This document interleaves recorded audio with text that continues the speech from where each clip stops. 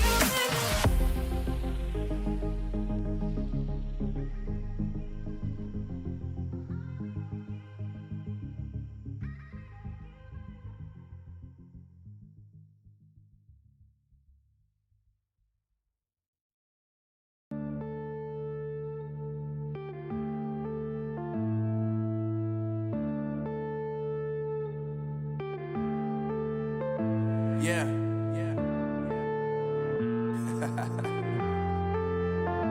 Unknown Brain, Marvin Devine, and we back.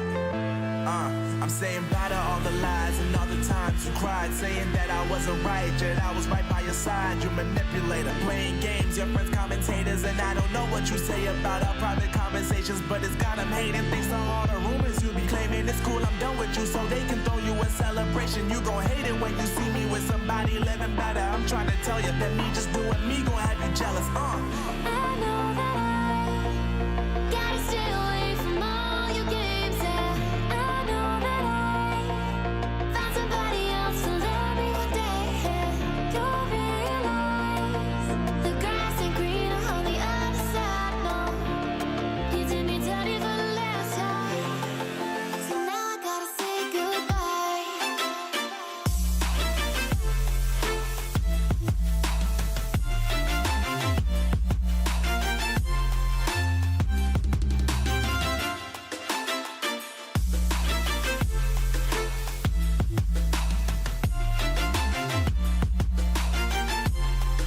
So now I gotta say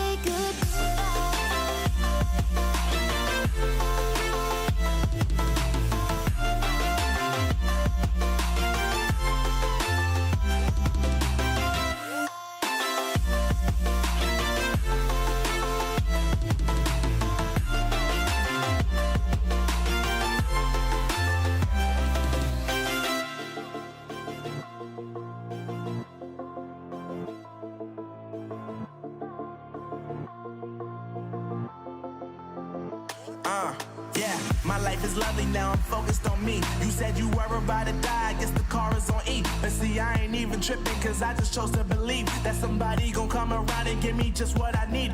I don't wanna see you frowning, see you looking down and out, coming to me crying, saying you miss having me around. Gave you chances and you blew it, you so easily influenced. All the times you told me beat it, now you gotta face the music. I'm saying I know that I gotta stay away from all your games. Yeah, I know that I found somebody else to love me one day. Yeah, you'll realize the grass ain't greener on the other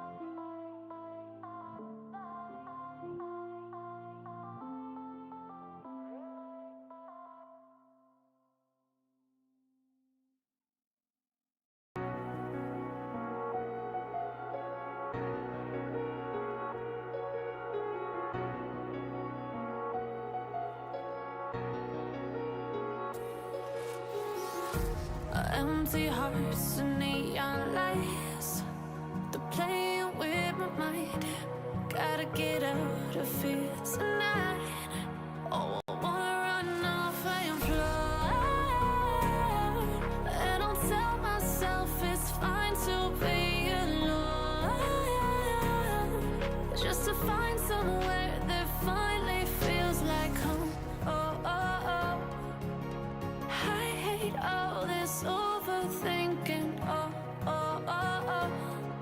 The more I swim, the more I'm sinking. Take me to a world of silver. No more heartbreaks, tears, painkillers. Take me somewhere unfamiliar. Bring me back to where we started out. Get me out of now.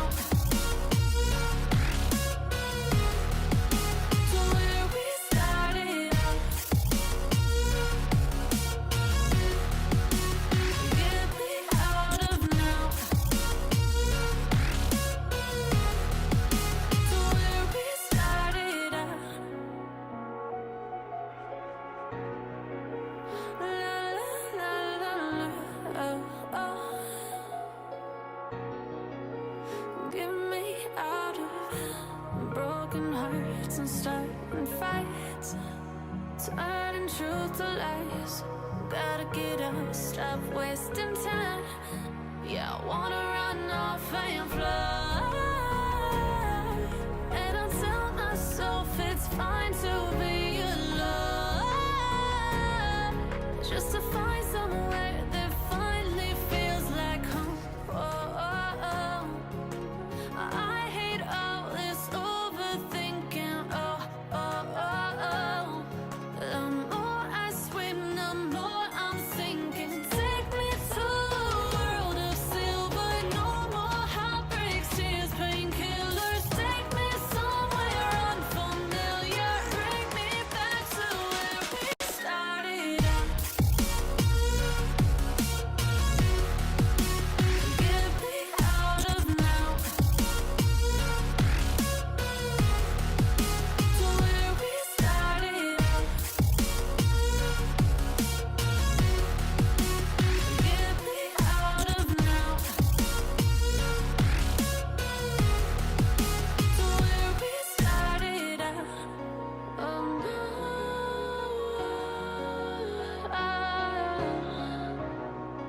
Oh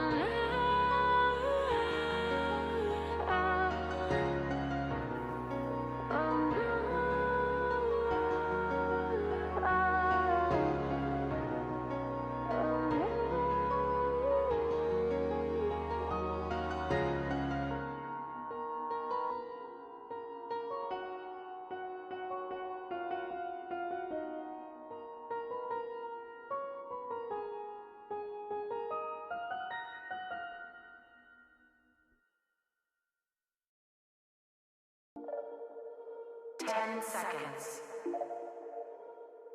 Stabilizing. Hibernation activated. All the things we do for dreams. All of the things I do for me. I know the world is saying nobody wants to do it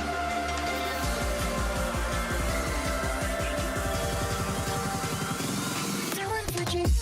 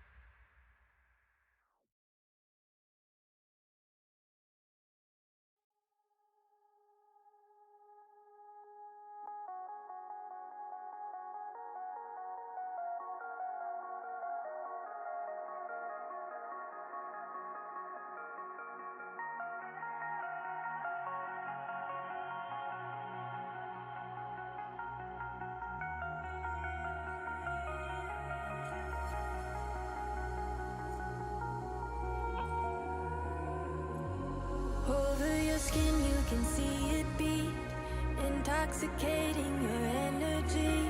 First time in so long you felt the heat, evaporating your bindings. Move like the sunlight, darkness can't hold you here. Bold and bright, push through the atmosphere. This is your dawn, this is your break. Move like the, move like the, move like the sunlight. Darkness can't hold you here. Bold and transcribing it wrong, something weird like that. Also, when Doug gets going in his, we're going to be doing some Ohm's Law stuff, and I'll be passing out scratch paper and pencils. You'll see the question up on the screen, and then you'll figure it out. Most of the stuff you can do it in your head, though. It's really simple, that simple of a math. But that's the only oddity, and then after he gets done with his 2 sections, and I'll do the last 2 sections, and we're going. Doug, it's yours. Okay. Level 1 technician. Electricity. Fundamentals of electricity.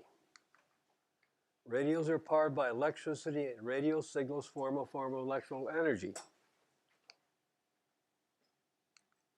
A basic understanding of how we control electricity allows you to better install and operate your radio. Doug, I'm going to pause you for just a second. Having a bit of a technical difficulty on my end, so I apologize.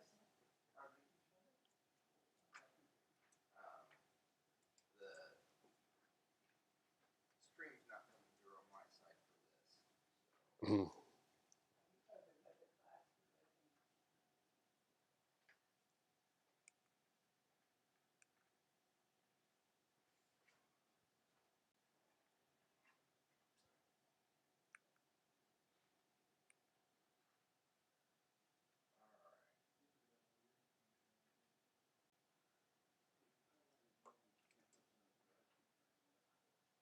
There we go. I think we're good now. Sorry about that. Okay.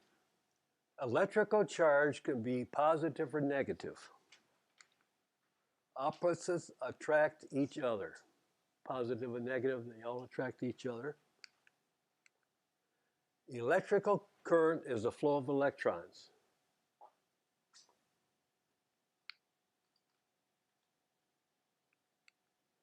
Electrons are negatively charged atomic particles, usually surrounding an atom's positively charged nucleus of protons positive and neurons neutral, no charge.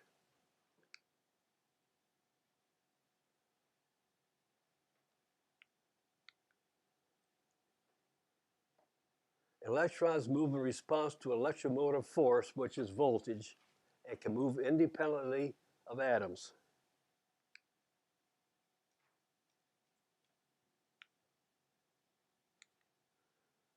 Basic electrical concepts. Current is the movement of electrons measured in amperes by an ammeter and represented by I in formulas. I in formulas is Ohm's law, so I is always current. Voltage is the amount of electromotive force, EMF, also called electrical potential, measured in volts, V by ohm, and represented by E or V in formulas. So you get the Ohm's law, the pie chart, you're going to see E is voltage.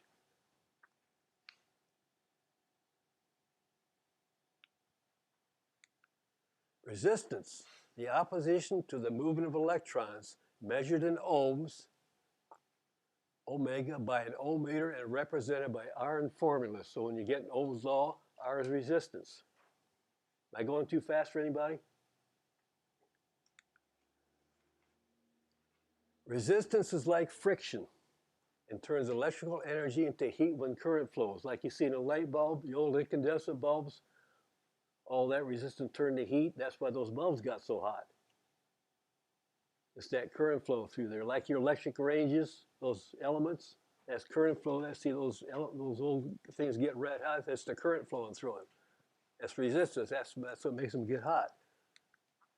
Conductors permit current flow, low resistance, and insulators block current flow, which is high resistance. Resistors limit current flow, but you get the big things like glass, that pretty much restricts it. Glass is not a good conductor. I'll highlight all this here.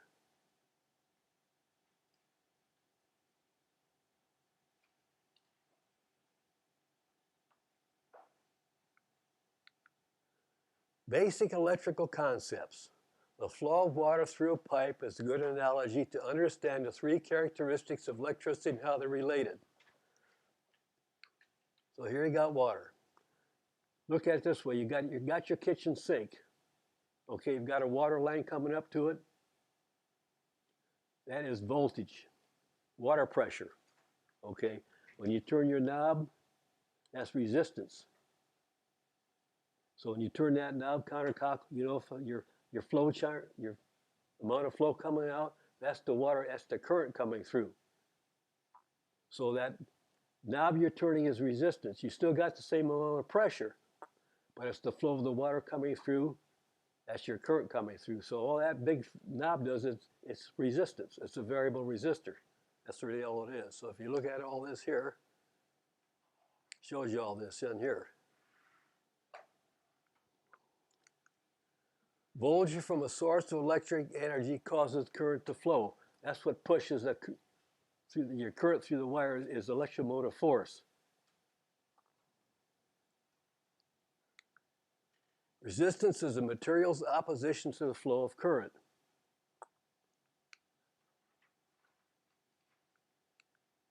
Voltage, current, and resistance affect each other. For example, higher voltage, bigger push causes more current flow.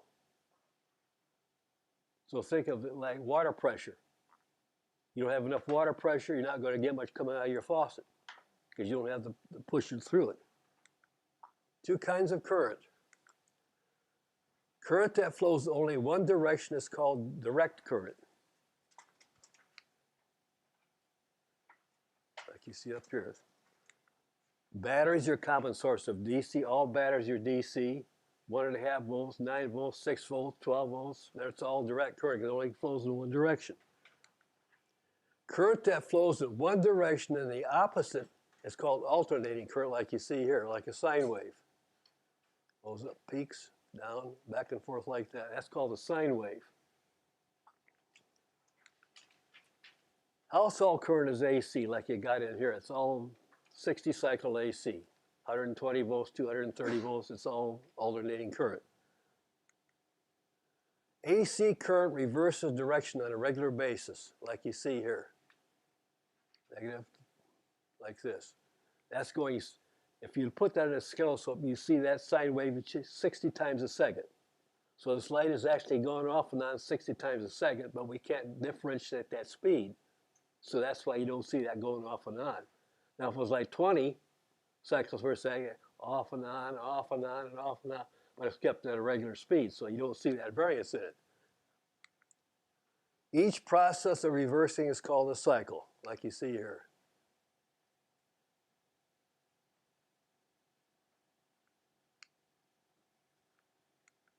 The number of cycles per second is frequency measured in hertz. So you got 60 hertz. It's just like you only got 3 hertz in that graph. 1 hertz equals 1 cycle per second. So I got 1 cycle here. An electric road map. For current to flow, there must be a path from one side of the energy source to another side of the source. This path is called a circuit.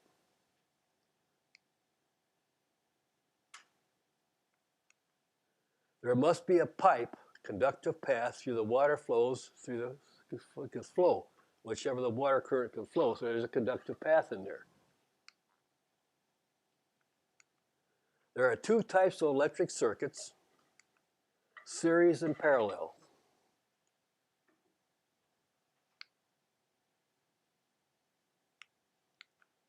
Series circuits. It's like you see here, it goes from one end to the other, back and forth into here. So if one of these was to break, it's going to break your path. Let's say I got 12 volts here. I got 3 4-volt lamps. If one of those lamps was to fail, you're breaking your circuit. Now parallel, you see here you got a constant voltage here all the way across. So if one of those was to open up, you still got a complete circuit. Because you got, if positive goes through here like this, and if negative goes through here like, you don't have that series string on it. So if one of those lamps was to open up, you still got a complete circuit. Electric current is measured in which of the following units? Amperes. Current is always measured in amperes. What is the name of flow of currents in electrical circuit? That's voltage. I'm sorry. One direction. That's direct current. It only flows in one direction. And that's your, in the book, that shows you, that's your section of T5A05, that's in the book. That's one of the study questions right there. Electrical term for electromotive force that causes current flow. Voltage. Remember, that's electrical pressure. It's push. Like pneumatic pressure, air pressure, hydraulic, it's all push. What is a good conductor, electrical conductor? Copper. It's a very good conductor. What is a good electrical insulator? Glass. You're not going to push much current through glass. It's too restrictive. What is the name for a current that reverses direction on a regular basis? Alternating current. Like I showed you in that sine wave, it's up and down, up and down. So that's you want to remember that. Basic unit of electromotive force, that's your question down here. T5A11. That's the volt. Electromotive force is the volt. What describes the number of times per second that alternating current makes a complete cycle? Frequency. Number of times that sine wave oscillates between negative and positive. So remember the word frequency. Which instrument would you use to measure electric potential, electromotive force? That is question. You got to remember that. A voltmeter. Oops.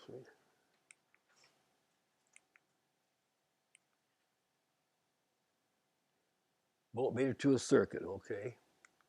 In parallel with the circuit. See, I might have gone. Okay, voltmeter for that one. Which is the correct way to connect the voltmeter to a circuit? Question T7DO2, you got to remember that one. In parallel with the circuit. Am I going too fast for anybody? How is a simple ammeter connected to a circuit? T7DO3 in series with the circuit. Oh, I connect an ammeter in series with it.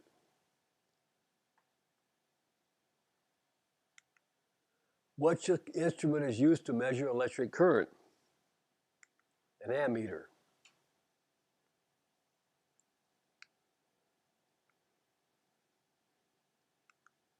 Resistance. Use an ohm meter for resistance. That's your question. Question down here. T7DO. 5. Ohm meter. What might damage a multimeter? Measure voltage on a resistance setting. That can destroy a meter very, very fast. Following circuits, measurements are commonly made using a multimeter. And there's your question down there in your book. Voltage and resistance, a multimeter. Voltage and resistance. What precautions should be taken when you measure circuit resistance with an ohm meter? There's your question down there, T7D1. That's in your book. Make sure that the circuit is not powered. If you're going to measure resistance, make sure you don't have any kind of voltage going into that circuit, because that'll destroy a meter real quick. What precaution have you taken when measuring high voltages with a voltmeter? Voltmeter leads and are regulated so you don't have too small a wiring for it, for use at the voltages to be measured. So you got to think about your wire thickness and the probes that you don't get shocked. Okay, that's module 3A. Now we're going to go on to module 3B. All right.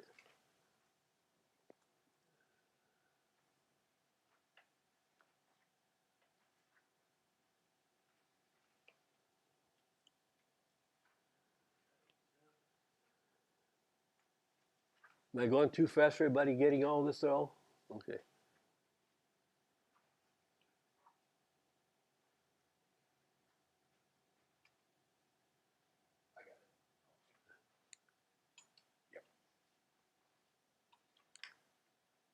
Ohm's law of power. Let's get back up to this.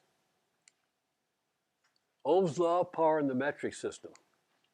Ohm's law, very simply stated.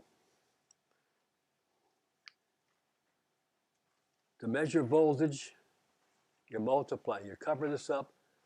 Voltage is current times resistance. So with Ohm's law, you either multiply or divide. You multiply once or divide twice.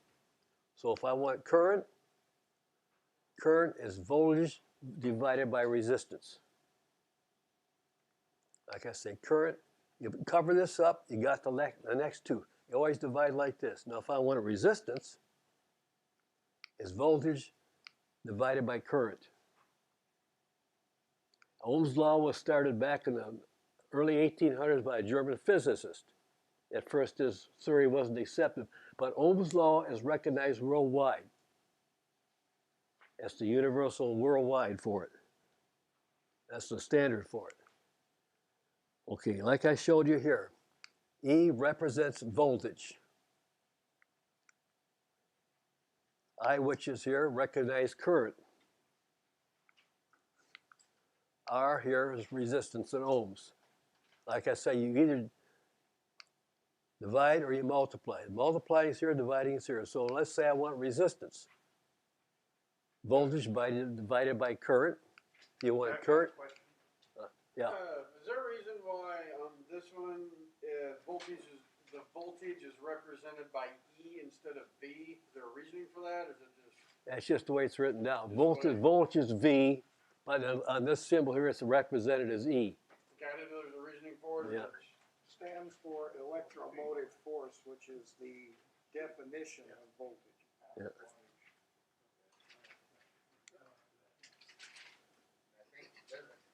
Now, if you look at this down here, it says R equals E divided by I. SI units. Yeah. Down here, it says resistance equals voltage divided by current. So you're dividing here. Current, you see here, is voltage divided by resistance. Voltage divided by resistance here. So you always block the one out you want to read, you divide the other two. Voltage, see here, is current times resistance. When you read this way, you multiply. When you do this way, you're dividing. You multiply once, divide twice. And once you block that out, you can read the other two. It's very simple.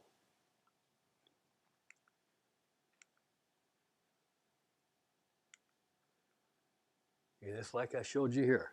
Current I equals voltage E divided by resistance R. So when you get your pie chart, Ohm's law, you cover up the one you want to read, and you got the other two right in front of you. What formula is used to calculate voltage in a circuit? Voltage E equals current I multiplied by the resistance. So you look in your pie chart, you'll see you can figure it. Ohm's law is not that complicated. Once you get used to it, it's very simple. Calculate resistance in a circuit. Resistance R equals voltage E divided by the current. Like I said before, you either multiply or divide. What is the resistance?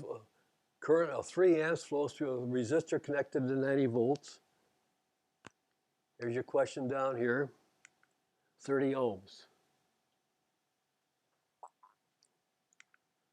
What is the resistance in a circuit of 12 volts as the current flows 1.5? That should be about 8 amps.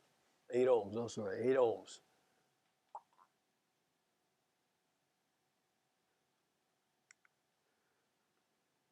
What is the resistance of a circuit that draws 4 amps to a 12-volt source? That's 3 ohms.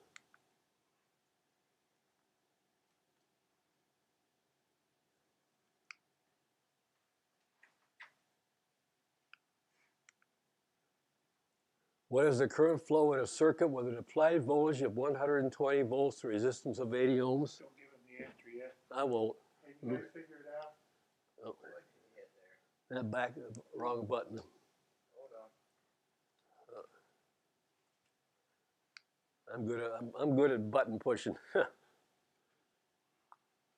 need the current, so you just cover up the current, resistance into voltage. Yep.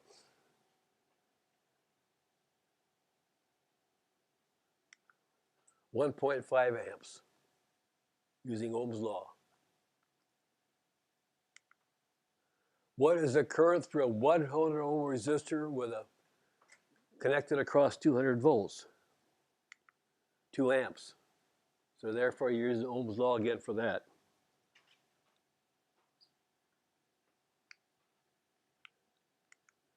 What is the current flowing through a 24 ohm resistor with a across 240 volts? 10 amps.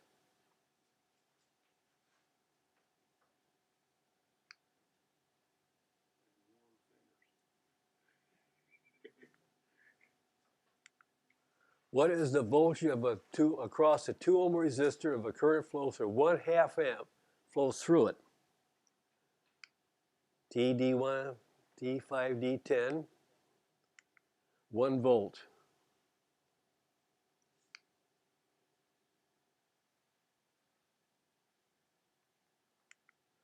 What is the voltage across a 10 ohm resistor if 1 amp flows through it? 10 volts. Remember, we needed voltage, so we just cover up the voltage, I times R. It really is that simple. Yep. What is the voltage across a 10 ohm resistor if 2 amps flows through it? 20 volts.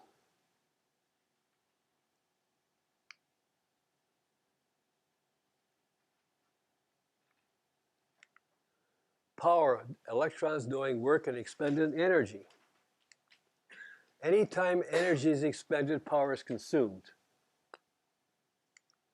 Electrons moving through resistance expend energy and consume power.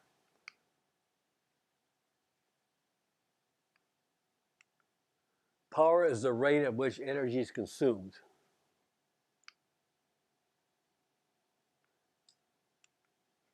Power is measured in units of watts. So he's going to put up another one here for you. Another pie chart.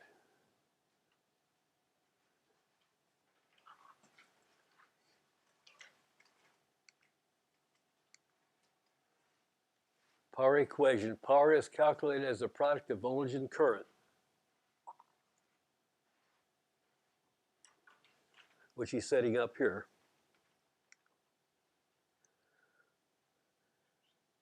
Here's power. Okay. Current times resistance. Right here. Power is current times resistance.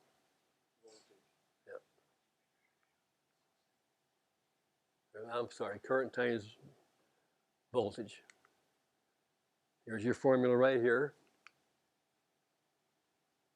E times I. Current times voltage. Voltage is power divided by current. So if you put your marker over here, you're dividing here. Current is power times resistance.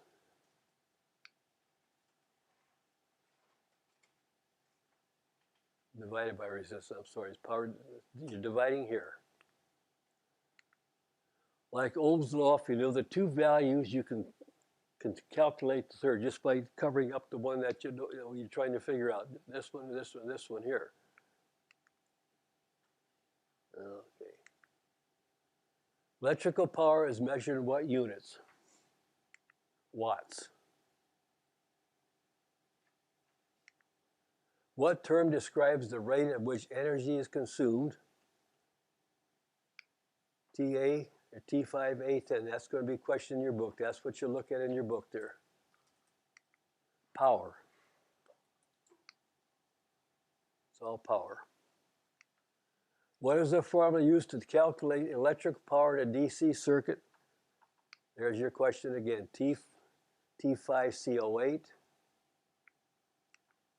Power P equals voltage E multiplied by current I.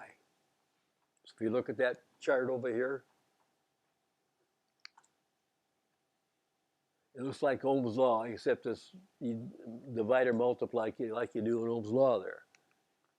How much power is used in a circuit when the applied voltage is 13.8 volts DC and the current is 10 amps? 138 watts.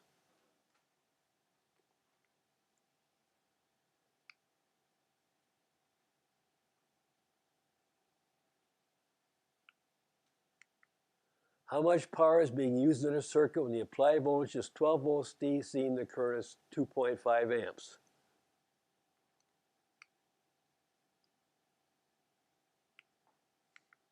$30 watts.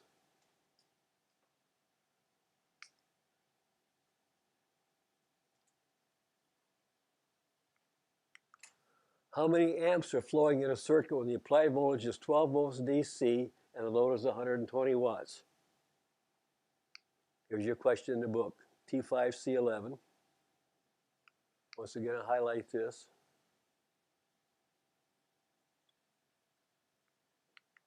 "10 amps.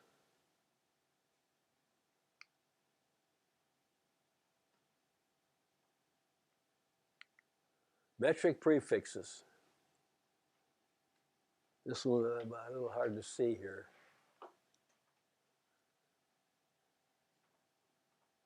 Giga, mega, kilo, hecto, decta. I don't think you do.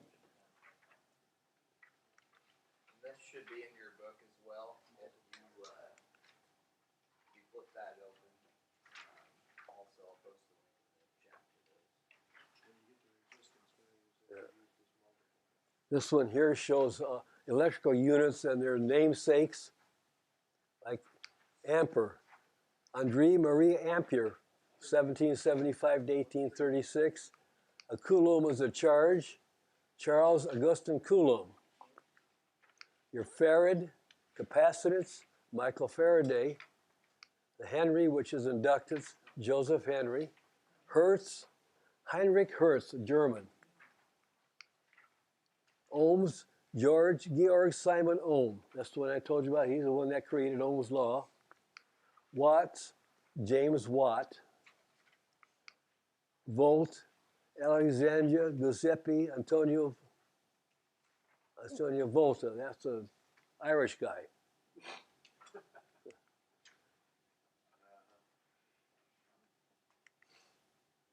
How many milliamps is 1.5 amps? 1,500 milliamps.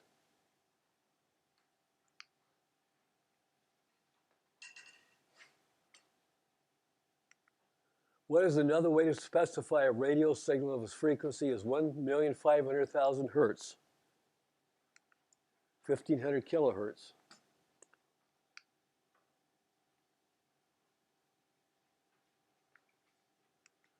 How many volts are equal to 1 kilovolt? That's 1,000 volts. Kilo means 1,000.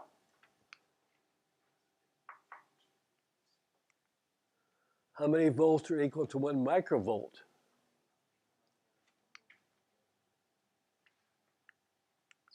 One millionth of a volt, which is very, very, very, very small. If an ammeter calibrated in amperes is used to measure a 3,000 milliamp current, what reading should it show? 3 amps.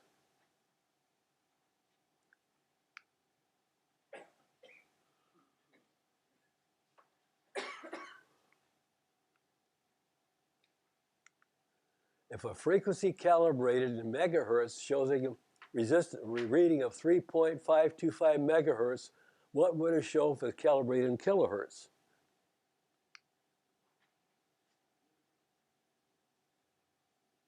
There's your question down here, T5B07. 3,525 kilohertz. K is kilo. Could interrupt just a second. Yeah, go ahead. A hint for the test. Most of these type of questions, if you change the period to a comma, that's the answer. Or change the comma to a period, that's the answer. Like up this one here, 3.5, 3,500. So on the test, if you're really stumped, rule of thumb is change the period to the comma or the comma to the period. I'll put this back up here so you can see it. That's not gonna be every time, but No. rule of thumb. You just got to get used to the formulas. Once you get it down, it's very, very simple. Just like Ohm's laws. Once you master Ohm's law, you can do it in your sleep. How many microfarads are 1 million picofarads? That's your T5B08. That's going to be in your book there. 1 microfarad.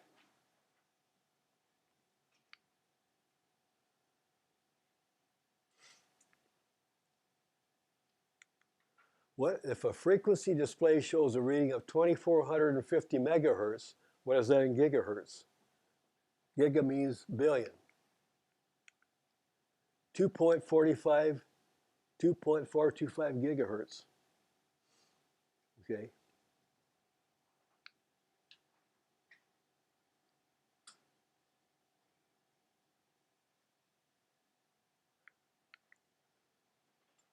(3B). That's the end of this. So we're gonna take a quick intermission, aren't we? Yeah. Short break.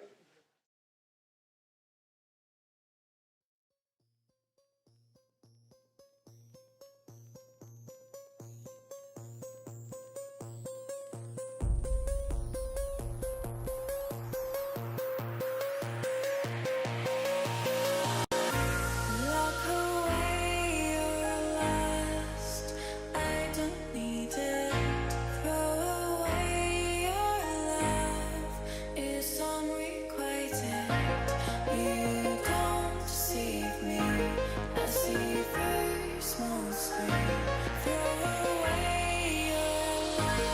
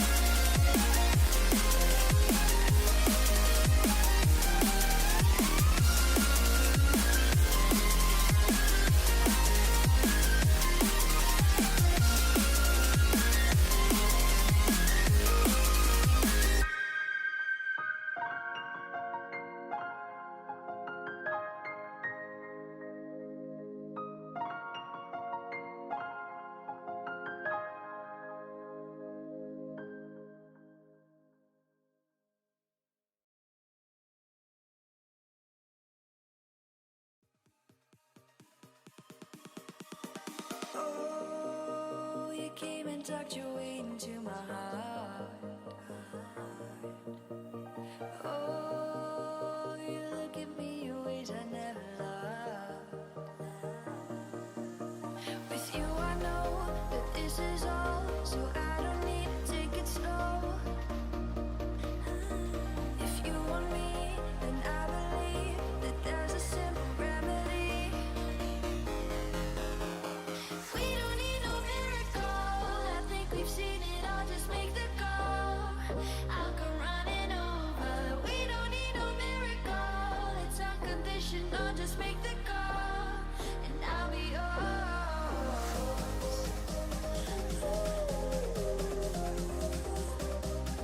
I'll come running over.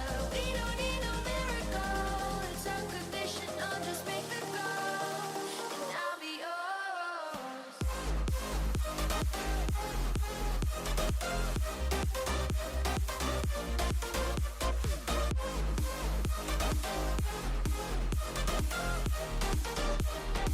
Don't need a miracle.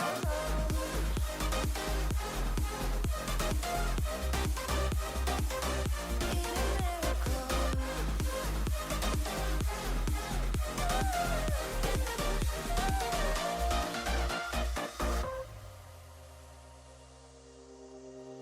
Oh, you open up a world behind the stars. Oh, you make me see the things I never saw. With you I know that this is all, so we don't need to take it slow. If you want me, then I believe that there's a simple remedy. We don't need no miracle. I think we've seen it all. Just make the call. I'll come running over. We don't need no miracle. It's unconditional. Just make the call, and I'll be yours.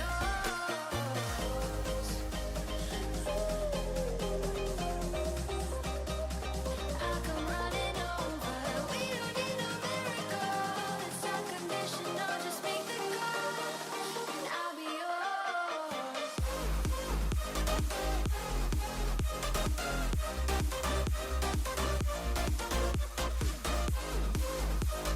We don't need a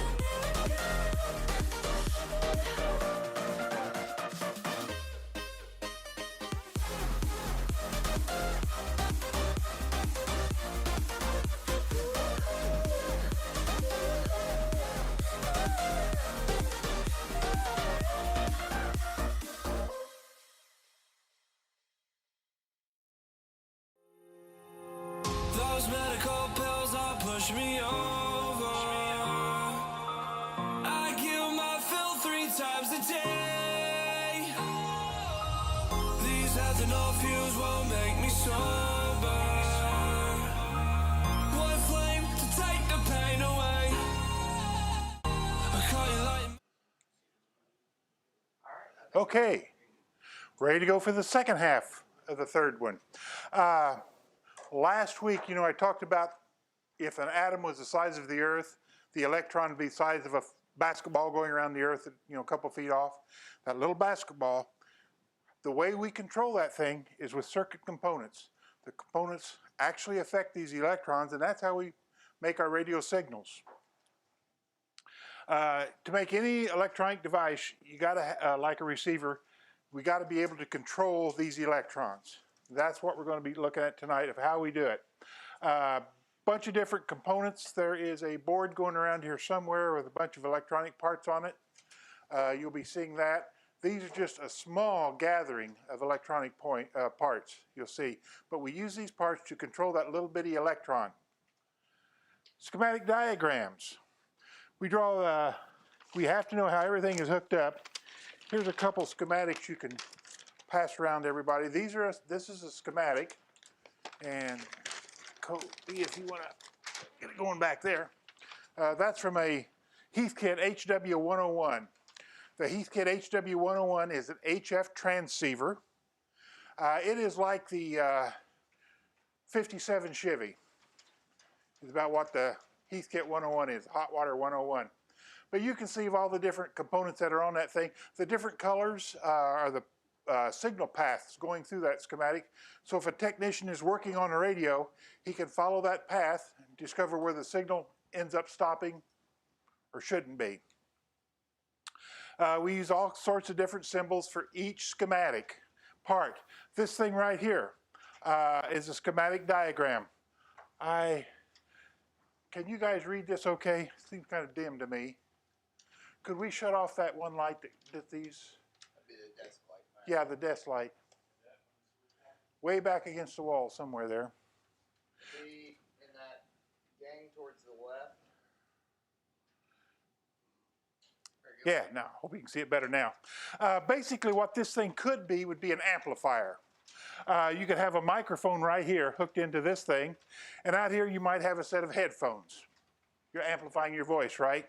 The schematic diagram will show the repairman exactly where the current should be going through. For instance, he'll come in here, and this thing here, the NPN, the current, there's one current going like this in this thing. Then there's another stronger current that goes like this through the output, the headphones. And it keeps going like this. Well, this little bitty current that's going right through here, it's a very small current. It controls how much large current goes this way. So if you've got a microphone, fairly weak output, right, but it will make the voltage on this thing vary, and it will let more or less current through. It's kind of like the water valve on a water line. You can control how much water is going through it by turning it up and down. That's kind of what you're doing with this thing right here. The other thing we'll get into it in a little bit, but if you notice there's some resistors here, R1, R2, and R3. The R1 and R2 and R3 on a schematic, over here on the side somewhere, they'll have R1 listed, R2 listed, R3 listed, and then it will have the value of it, because you need to know the value in case it gets burnt. This might be a 47K resistor. This could be a 1 meg resistor. This could be a 100 ohm resistor. But that's why they have the little 1s, 2s, and 3s on it, so they can be identified to the repairman so he knows what to replace that resistor with. They do the same thing with capacitors and batteries. Here's something neat I bet you've never thought about. Most of you guys are familiar with car batteries, right? You probably changed them and everything. Like I said, the current comes out of here, the negative side of the battery, and then it goes up this way through the thing loading here and back to the positive thing. In your car, when you have the light on, the radio on, the current leaves the battery from the negative side of the battery, goes down into the chassis, and then it spreads out all over the vehicle. Your radio then picks it up from the chassis, runs it through the transistors and everything, out through the on-off switch, through the fuse, and then back to the positive pole of the battery. A lot of people think that current comes out of the positive pole of the battery and goes through the equipment. Just the opposite. It actually comes out of the negative side of the battery, goes through the chassis, up through the equipment, then back out through the on-off, and then through the fuse block. Just something you should be aware of.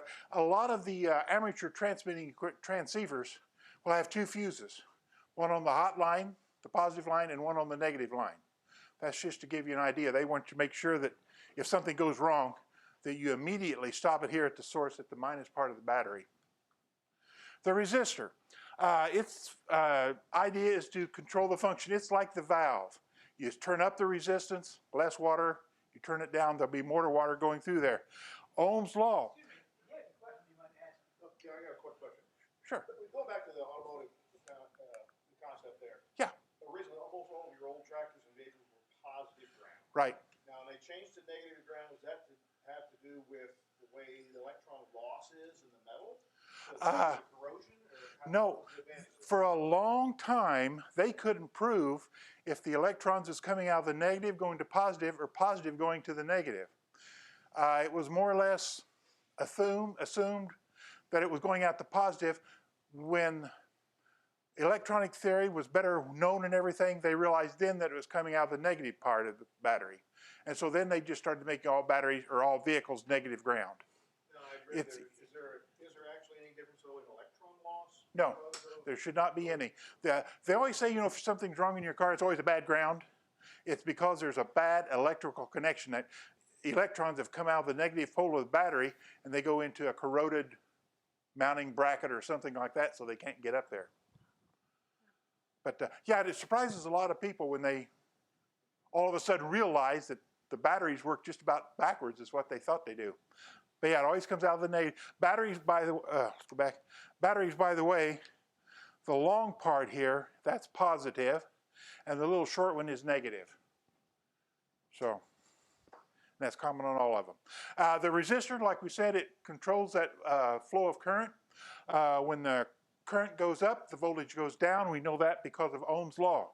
This is important to know when you're controlling circuits, voltages on tubes or voltages on transistors.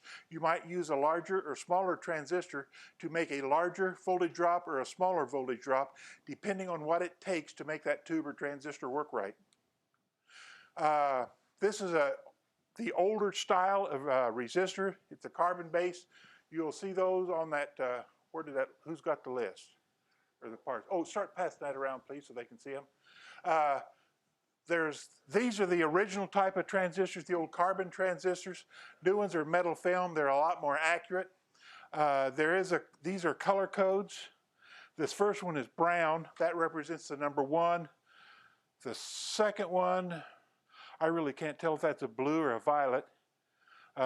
We'll say it's a 5. And the orange here is the number of zeros, 3 zeros. So if it's 1, 5, and 3 zeros, means 15,000 ohms. Was the 5 purple or was the 5 blue? Green, actually. Green, yeah. It's bad. More confusing. Okay, the color code. You should have a paper with the color code. There's various ways you can remember the color code. The one I was taught was in the Navy. It's kind of questionable, but it's basically bad boys, black, brown, rape our young girls, but Violet gives willingly. The first letter of each one of those designates a color. And now you're going to get my YouTube channel. It's so now designates the tolerance. Yeah. Tell you what, Russ, I'm gonna pull up a website real quick on here. Sure. That'll maybe go over just a little bit better. So let me get that pulled up here. While you're doing that, the resistor here, you saw that on all the schematics. That's the regular standard resistor. This is a variable resistor. It's got this little wiper on it. It's like the volume control. You turn that wiper where it goes up or down on this resistor, and it allows more or less signal into the next circuitry. It is called a potentiometer. We also call it a pot. You don't want to run a lot of current through this thing, because if you run too much current through it, you'll smoke pot. Yeah, I'm sorry. Ba-dum-bum. All right, let's see if we can get that website a little bit. Okay. This is one by Digikey. They sell a lot of electronic components. But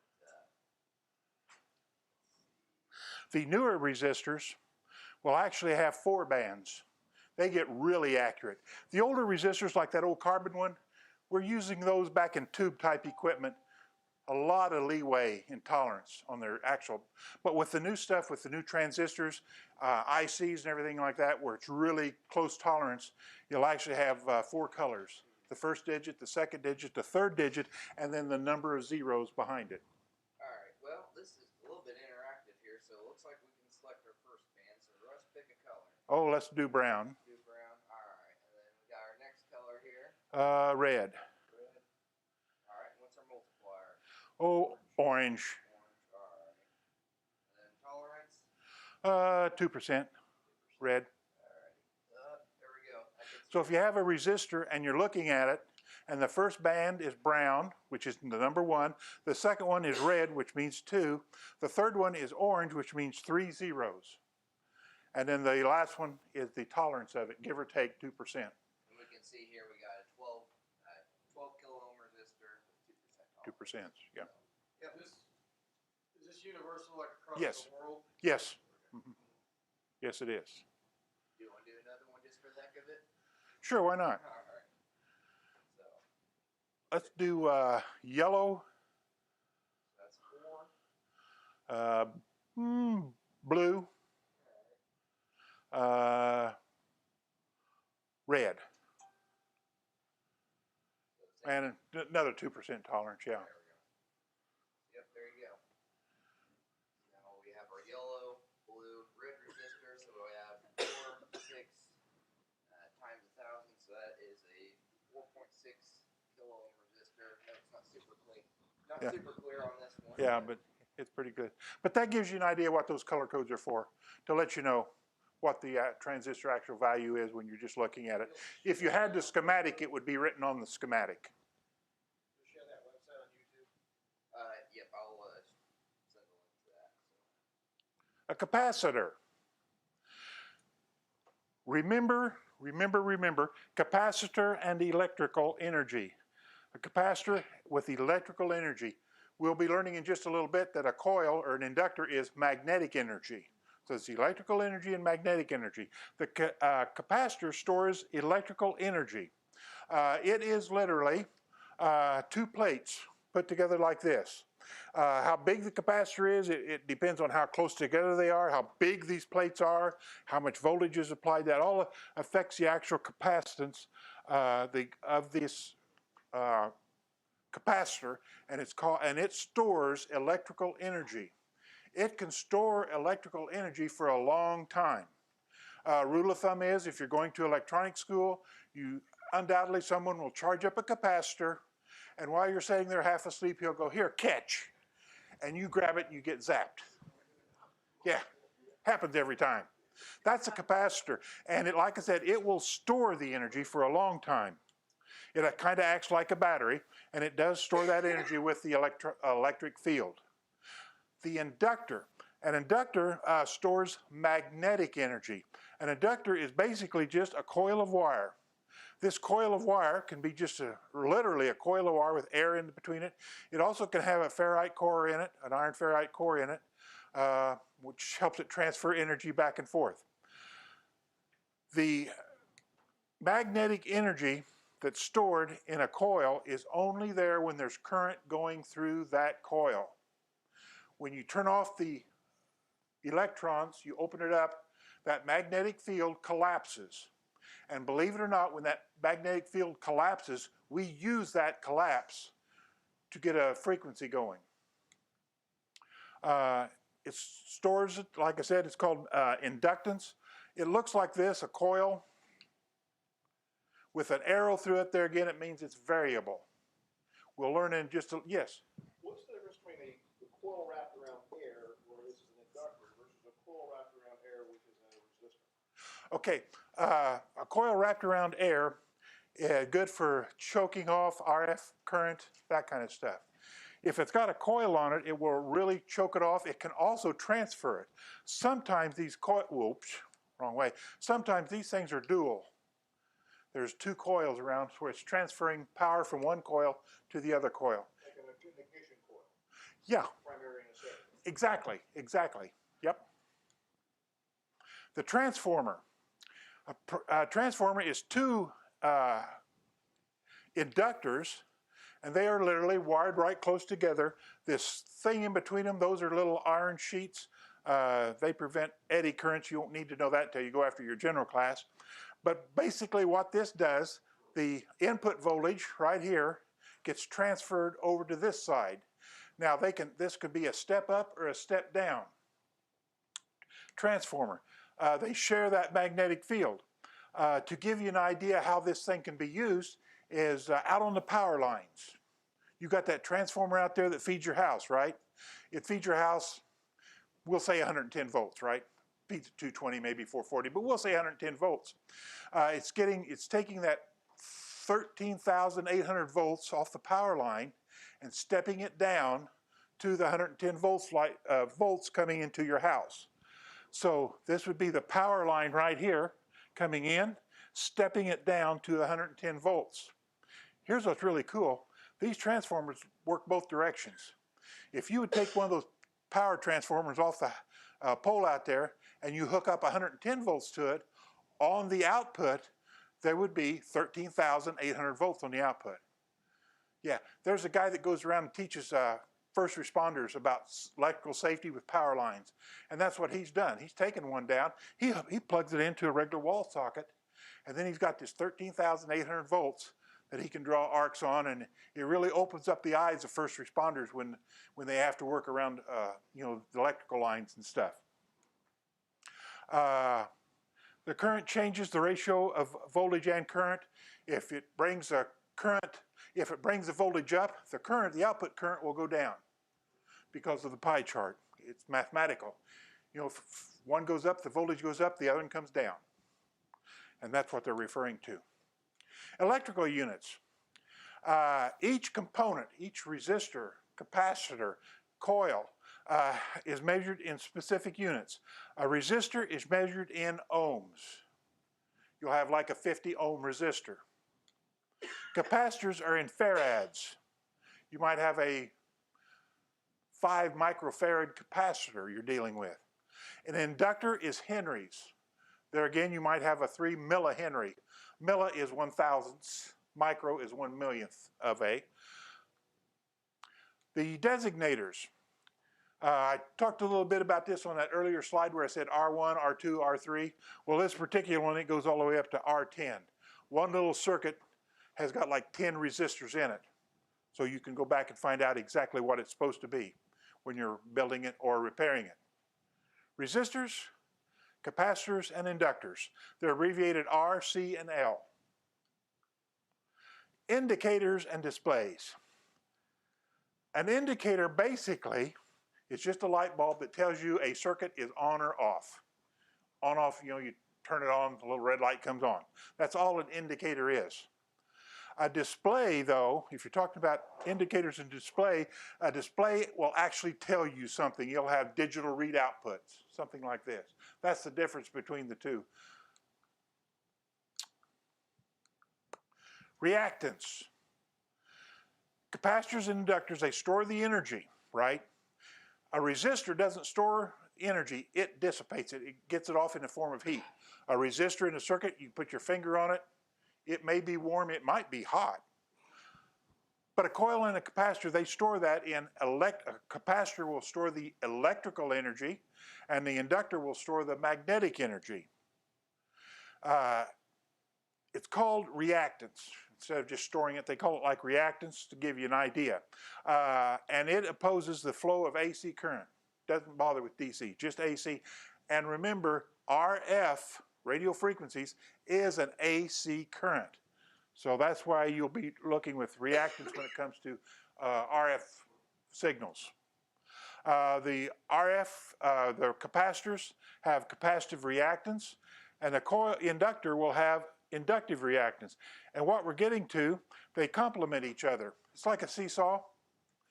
If the inductive reactance and capacitive reactance is equal to a particular frequency, the frequency will go zipping right through there with no problem. This is how we make filters. And impedance. It's a combination of resistance and reactance. Remember, the resistance is the flow of DC current, and reactance is a AC current, or RF. The impedance represents an opposition to both AC and DC current.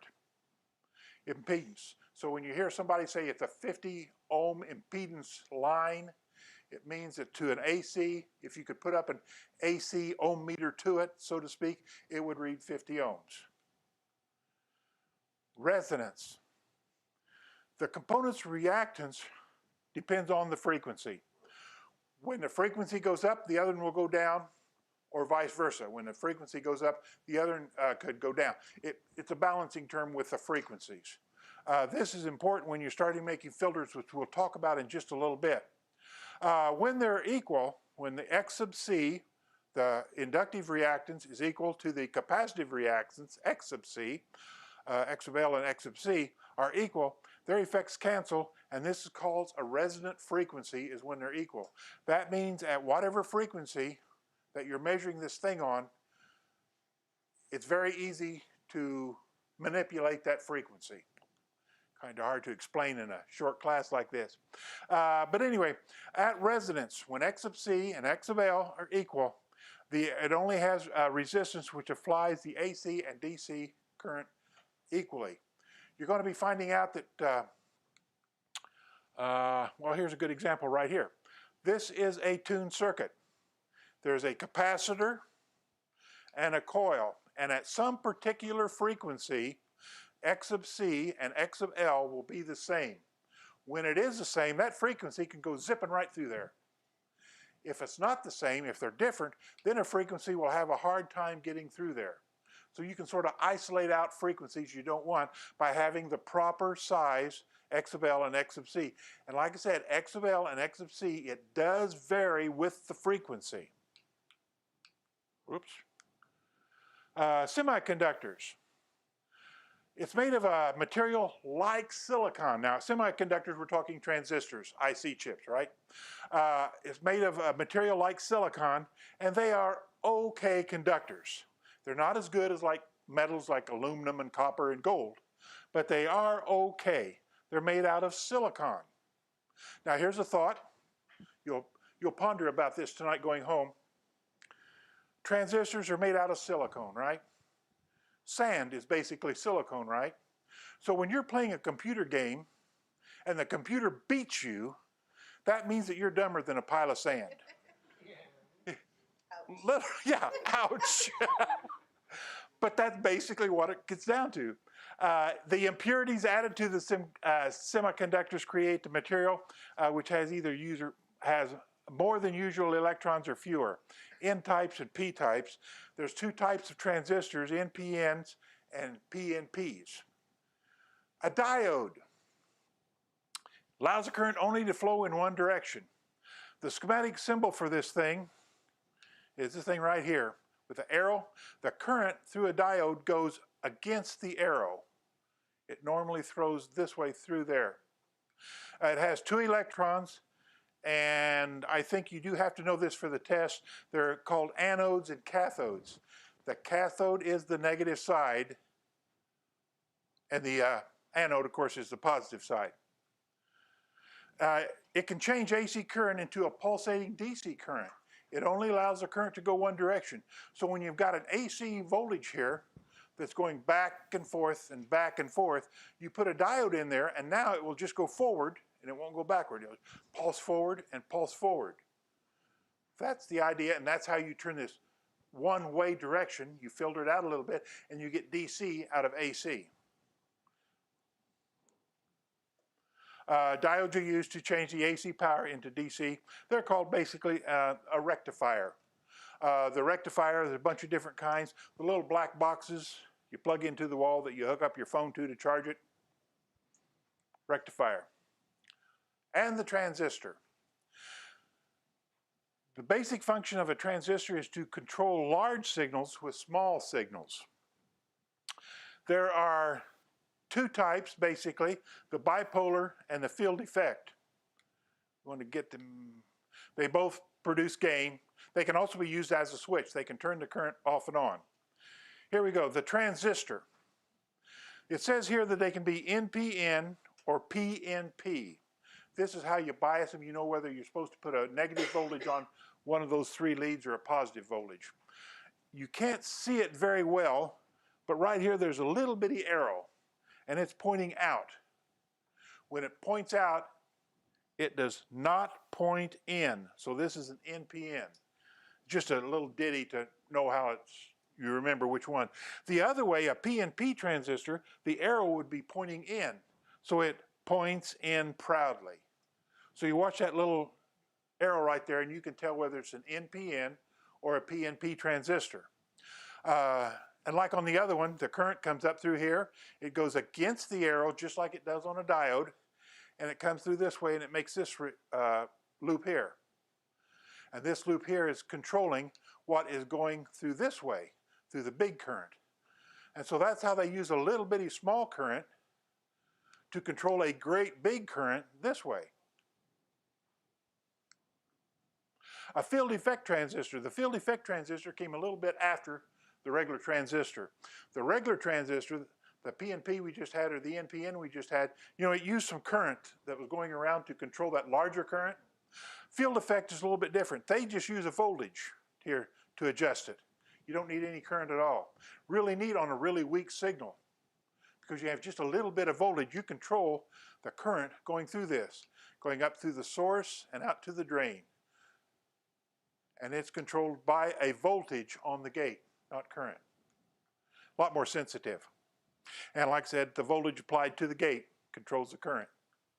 Just a fun fact on transistors, that's what is inside of your phone's central processing unit or your CPU. Mm-hmm. Most modern ones have several billion, if not a few trillion in them. Yeah.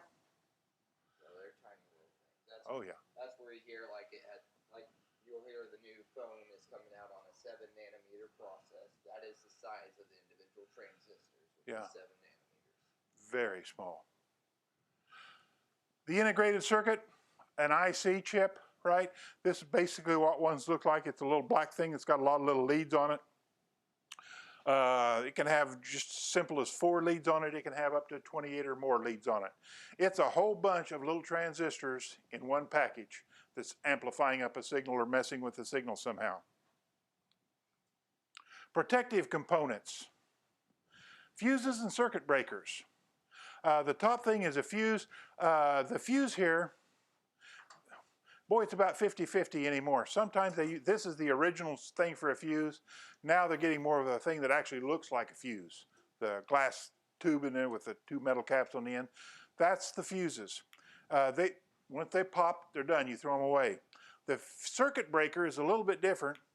It will release the connection between the input and the output. So when the circuit breaker goes, just like in a house circuit breaker, you can recycle it, get it going again. Fuses blow, it's a one-time protection. The circuit breakers can be reset and reused. Is there a way to identify circuit breakers that are self-resetting or anything? No. A fuse, for instance, will have like 3A on it, which means a 3 amp. A circuit breaker will have like, for a house, it might have 20 on it, or it might have 30 on it. The smaller ones, though, some of them are like self-resetting. Yeah. Trips, is that marked on them? Or? Yeah, it will be marked. Yeah. And it's up to the manufacturer, too, on that deal. So you have to sort of know them to know what you actually got. Some of those will have a tendency to look like this capacitor, some of them look like Yeah.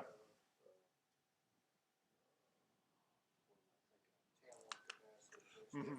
There's different configurations for them, but it'll tell you on the schematic if it's a one-time or if it's a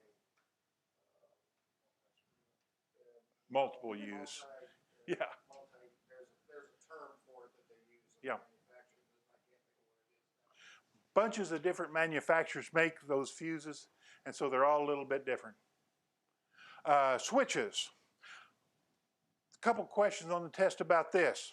Switches are known as single pole, single throw, single pole, double throw, double pole, double throw. A pole means there's just one circuit going through that switch, whereas a double pole has 2 circuits going through it, one through the top and one through the bottom.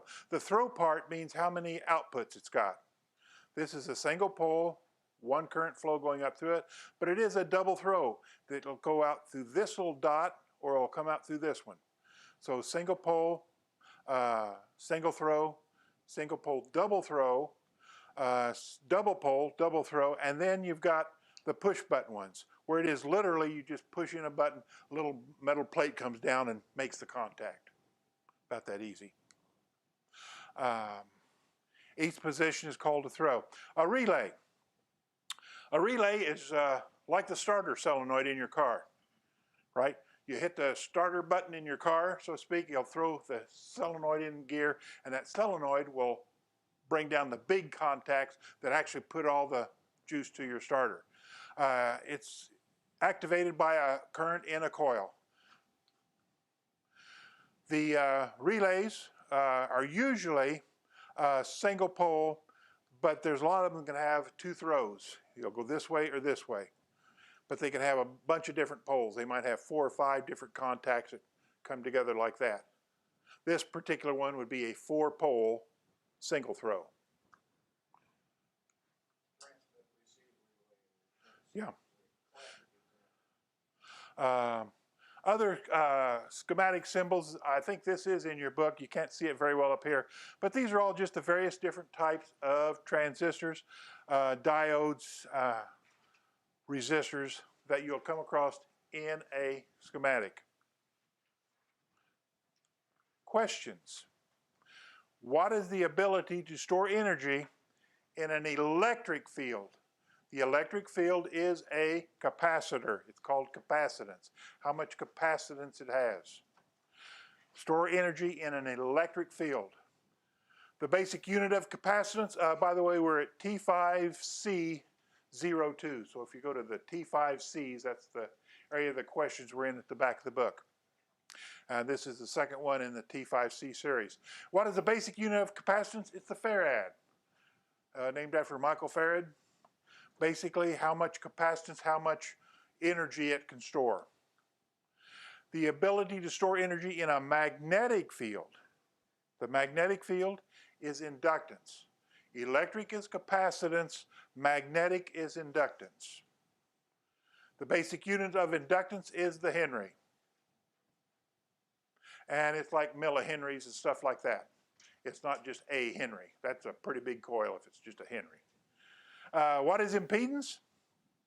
In T5C12, it's the measure of opposition to an AC current flow in a circuit. A very good prime example of this will be, I think it's next week when we bring in the tape measure 2-meter antenna. A tape measure 2-meter antenna is a directional antenna that you make from an old tape measure. And what really catches everybody off guard on this thing, when you hook up the coax to it, you've got the center coax, the hot, and you got the outer, the shield. You make the two connections, but you'll have a little loop of wire going from the ground to the hot side. And everyone looks at that and says, well, that's shorted out. It's shorted out to DC, but not to AC, not to RF. In fact, it's used as a little tuning stub, but that it always catches people off guard because they look at that little wire going between the center conductor and the shield and, well, that's a dead short. If you have a regular ohm meter, yeah, it'll read a short. But if you could read the impedance of it, it wouldn't be at a particular frequency. The unit of impedance is the ohm, just like resistance. Resistance is ohms, impedance is ohms. What electrical component opposes the flow of current in a DC circuitry? It's a resistor. That's in DC. It will oppose the flow of current. It will oppose it somewhat in an RF current, but there's a few different rules that you don't have to worry about now. But for the test, if it asks this question, what opposes the flow of current in a DC circuit, it's the resistor. The adjustable volume control is the potentiometer. Rule of thumb, if it's a volume control, you call it a potentiometer or a pot. You know, if it's inside on the circuit board, it's sometimes a screwdriver adjustment, and usually those you call pots. But on the outside, you call them a potentiometer, and that's just a rule of thumb. There's no rules saying you have to say it like that, but you can call it either one, a potentiometer or a pot. What parameter is controlled by the potentiometer? It's the resistance. When you turn that wiper arm up, there's more. If you put a resistance here, an ohm meter here, and on this wiper, if it's down here, there'll be zero resistance. But as you turn the volume control up, there's more resistance. And that adjusts the amount of input signal to the next amplifier. What electrical component stores in an electric field? We're getting back to the electric field again. It's a capacitor.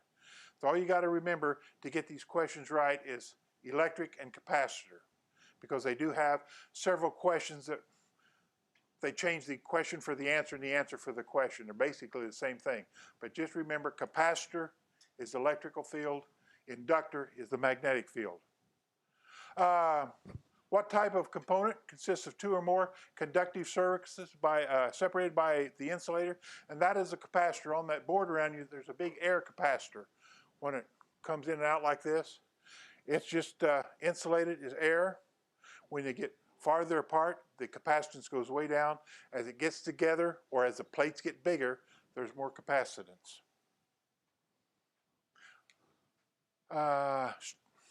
Magnetic field, inductor. What electrical component is usually just a coil of wire? There again, it's the inductor again. Little coil of wire. It stores it in a magnetic field. When you pull a current away from it, that magnetic field around that little bitty coil starts to collapse. When that magnetic field collapses, it crosses through that coil of wire and puts a little current in that coil of wire.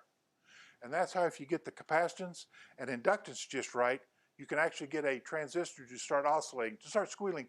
In a public address system, you've heard, they'll come up to the mic and they'll get that really bad squeal feedback. Well, okay, that's an oscillator, except you're doing it on RF frequencies instead of the audio frequencies. What components you use to connect or disconnect? This is a well duh. If any of you guys get this wrong, I'm going to hit you on the back of the head. That's basically what they're asking here. It's just a disconnect, a switch. What component is used to protect other components? The fuse. And there will be a question following. While Yeah. we're on fuses here, Jeff asked in the chat to ask you about the guy who kept returning the fuses because they kept blowing because he thought the fuses were bad. Yeah. There for about 30 years here in town, I ran a CB shop, electrical sales and service of CB radios. Fuses come into, you can buy them singularly or in packs of 5. Well, this guy came in and bought a fuse off of me, came back in maybe a half hour later and was complaining that the fuse blew, so he bought another one. He bought about 3 fuses, and finally I said, something's going on here, and I asked him about it, and he said, well, yeah, every time he puts his fuse in, it blew, so it was a defective fuse. And I said, no, it's not a defective fuse. You've got something wrong in your radio, guy. But yeah, he was actually thinking I was selling him defective fuses because they kept blowing every time he put them in the radio. There was also a time in, it must have been the mid-'80s, where truck drivers, bless their heart, started coming into the shop and they was wanting to buy 20 amp fuses. Their CBs normally have a 2 amp fuse. They wanted 20 amp fuses because with the 20 amp fuse, it would put out more power. I said, no.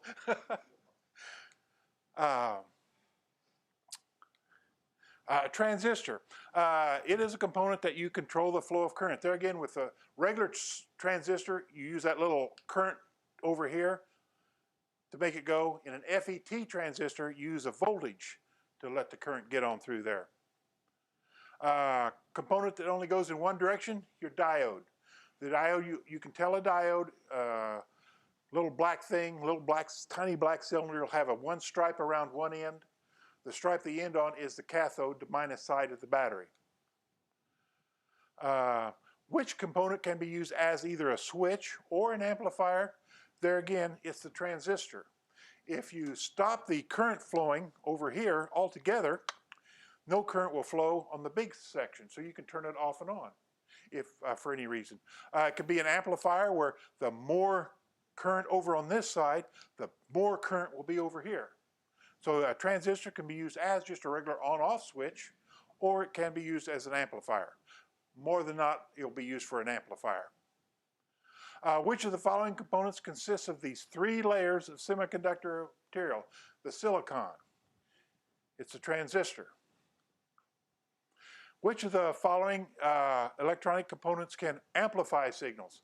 Transistor again. Transistor amplifies these signals. Because you got to realize now that when that magnetic wave cuts across your antenna from the guy from Sweden that's talking to you, that little bit of power coming down through that coax. You know, last week we cut a little AA battery into 1,000,000 thin slices.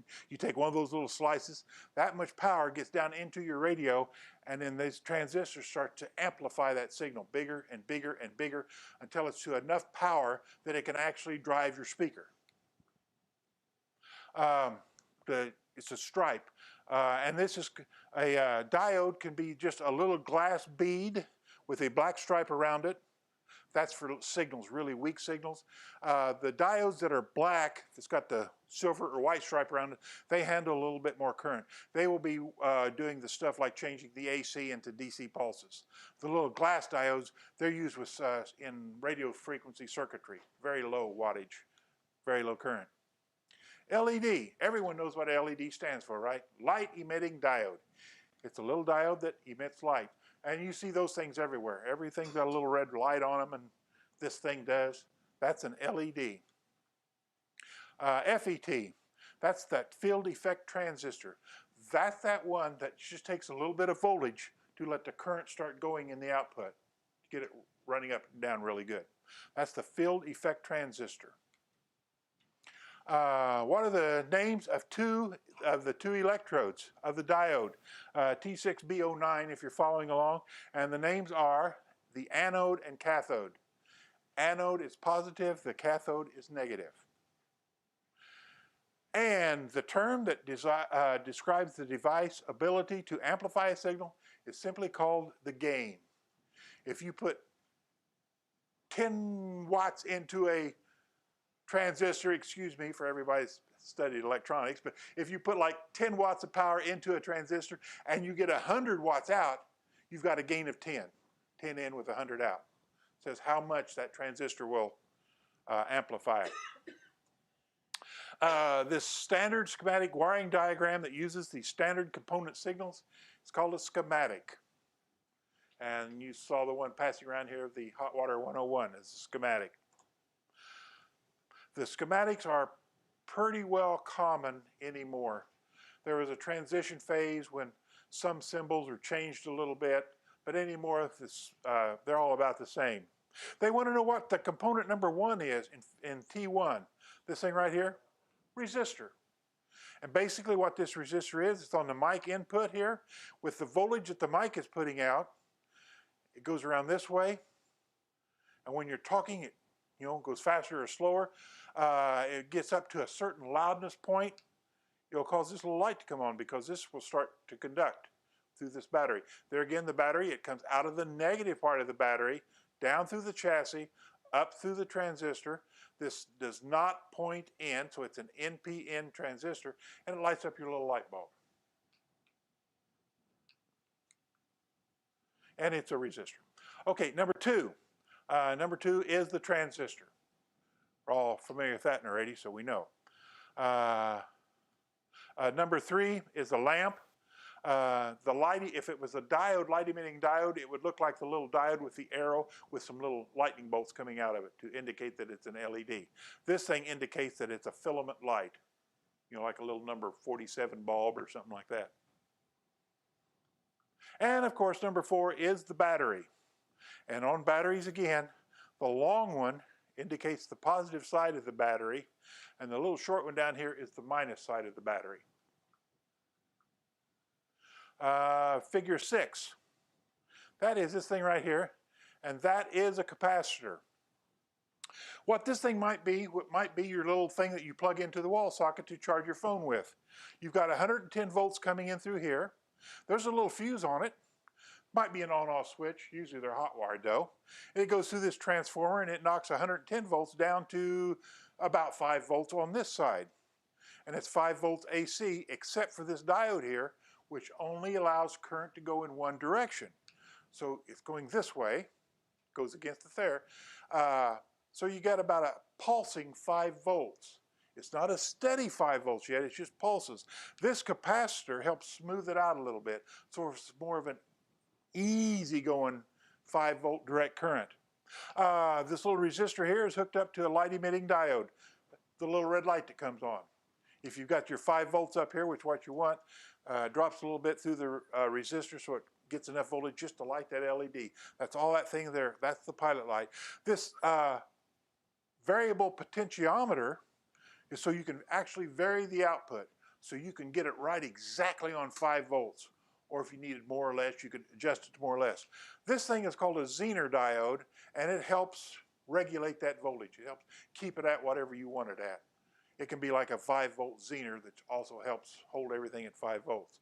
But that's basically what this little circuit could be doing and how it basically works. They want to know what figure 6 is. It's that capacitor. And it's like a filter capacitor. You can use it as like a filter capacitor to help filter out that pulsating DC to make it a little bit more smoother going around. Component 6, component 8. That is the light emitting diode again, the on-off light. And 9 is your variable resistor, your potentiometer.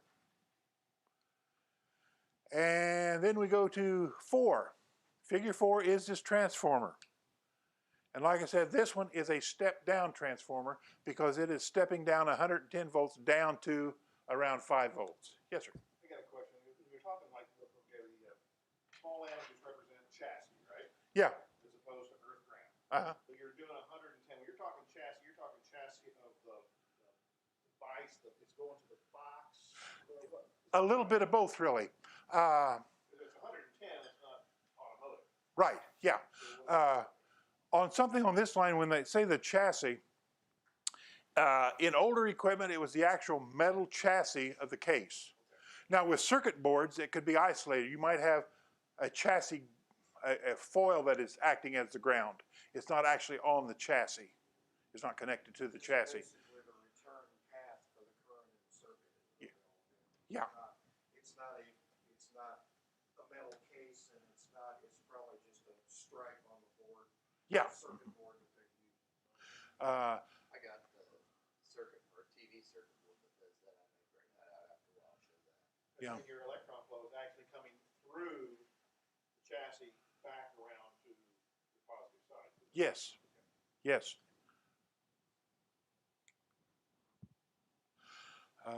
Going back to it here, this thing here, that means it's got an iron core, little laminated sheets of iron.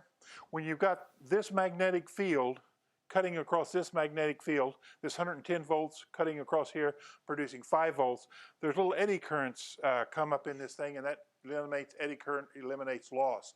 If it was transmitting an RF frequency and the radio frequencies, you would do away with this iron core altogether.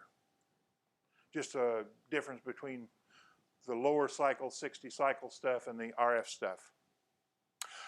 Figure 3, a variable coil.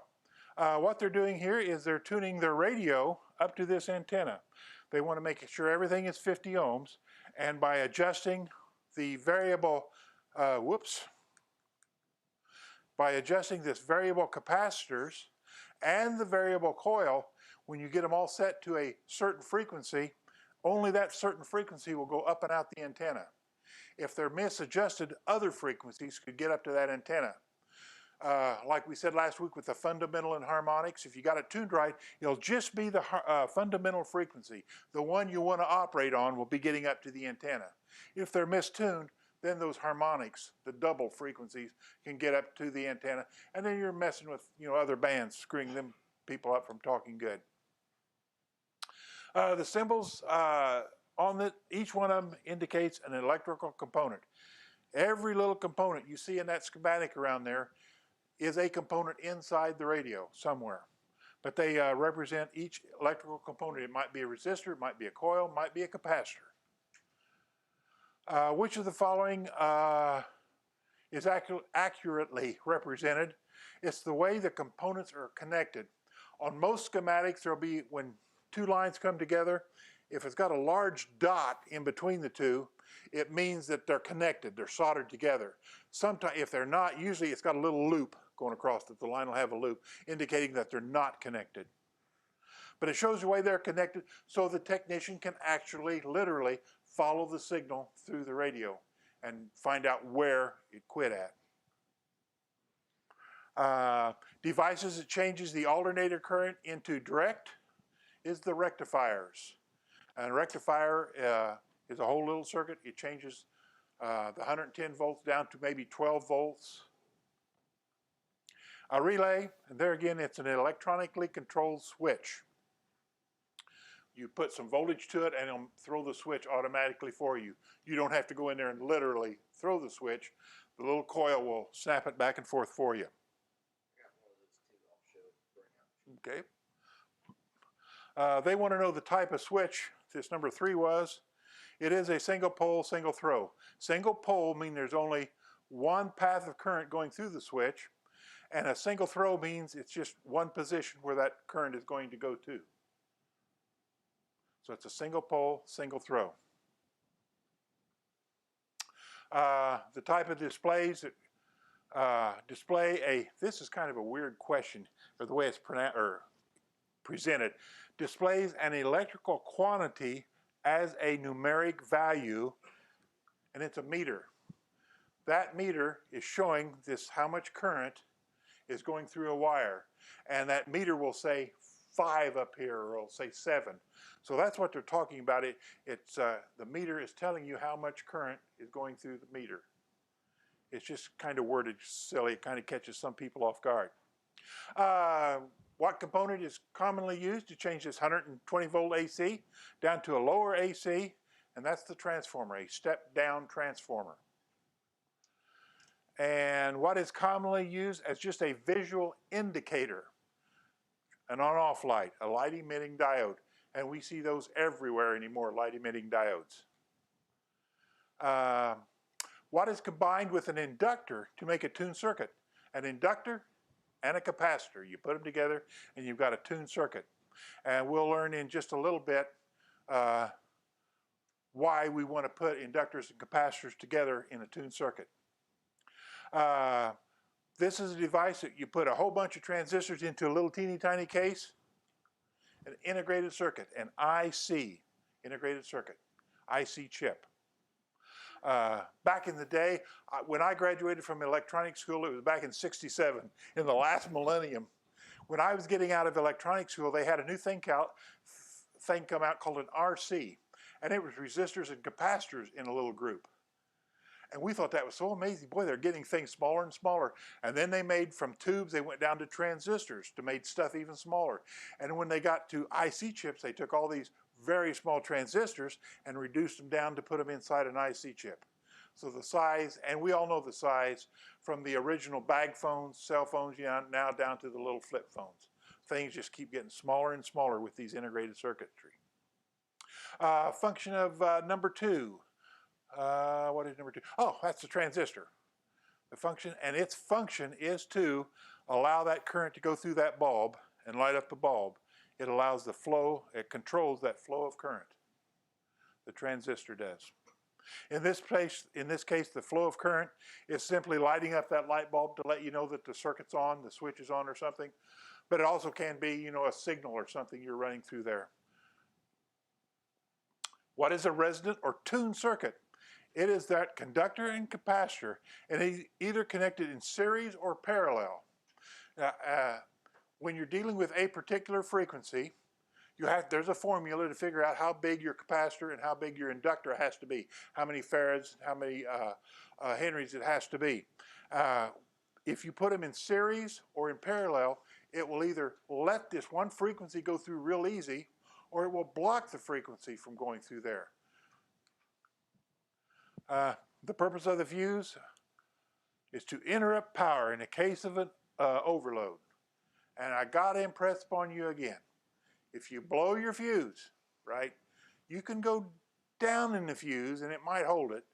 You can go up just a little bit. If you got a 5 amp fuse and it blows, maybe go up to a 7 amp fuse, but don't go up to like a 10 amp or 20 amp fuses, because what will happen, the actual wiring inside the radio and even the insulation on the wire going to the radio can actually catch fire and start a fire.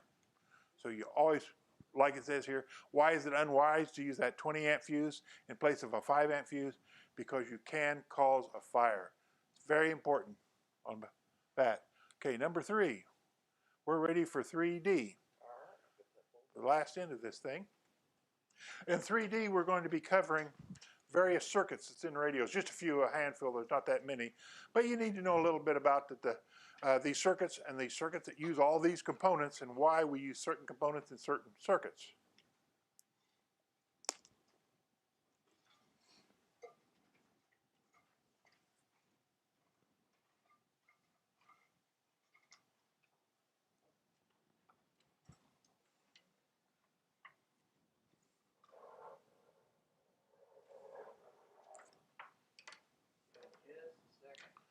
We're getting there? All right.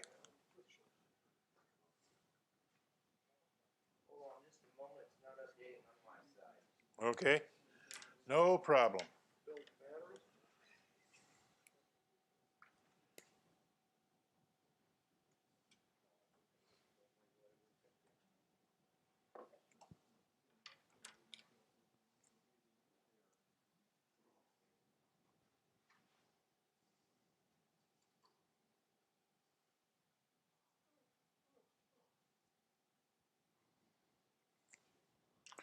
We ready yet? Not quite. Uh-oh. Tool I'm using to screen the screen from this one. First stop working. I'm just going to restart real quick and then hopefully it should be good to go. Each particular circuit in a radio usually has one function. And that's what we're going to be talking about, a particular circuit and what it does to this radio signal that you guys are playing with. Not quite ready. Oh, okay. Well, you got windows on that thing?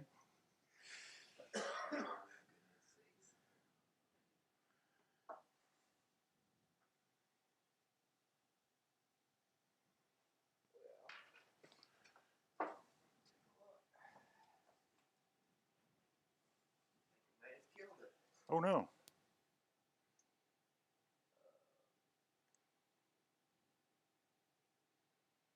Murphy has struck. Murphy was an engineer.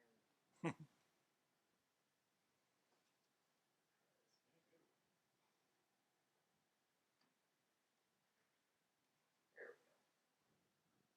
Now, check.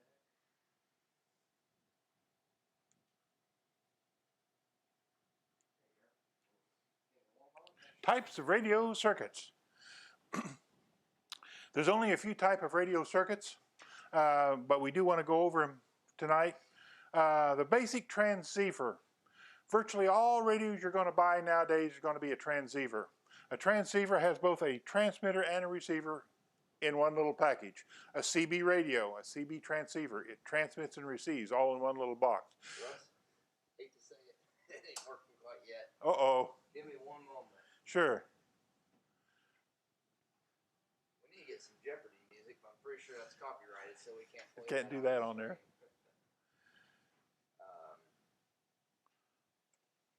was on there until you went full screen on that. Okay.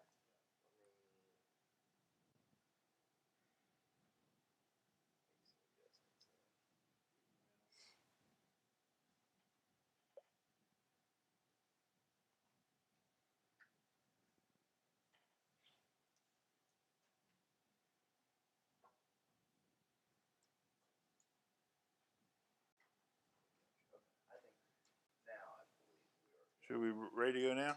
Yeah.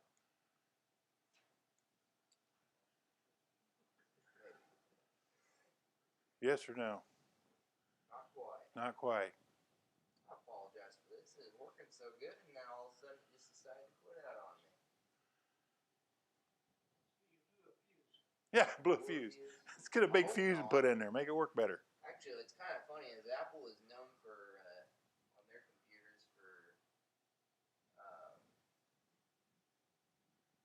using indestructible fuses. So literally everything dies except the fuse in their laptops. A crowbar that protects itself. Pretty much.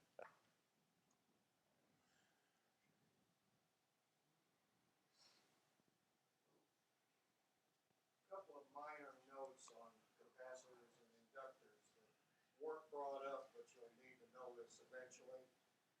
Capacitors will not pass DC. Yeah. Inductors Will. Capacitors will only pass AC. Depending on the value of the capacitor determines what level, what frequency of AC it will pass, or range of frequencies. And a lot of times if your radio, But the other direction. yeah, if your radio goes down, it's a lot of times it's because your capacitor, a little filter capacitor, is shorted out, and it's allowing DC to go through it. You don't want DC to go through it. Easy to find. You just put your hand on the circuit board, and you can find out which capacitor is really hot, and that's the one that's shorted. Yeah, yeah. What's the difference between capacitor and condenser? Same thing. The condensers are used in DC Con- circuits, though, right? yeah, That's condensers. the automotive terminology Yeah. from way back when, but it's the same. It's the same identical thing. I guess you lost me when you said capacitors would only work with AC, but a condenser works the same as a capacitor works with DC? No, it doesn't. No capacitor or condenser of any stripe will pass DC, period.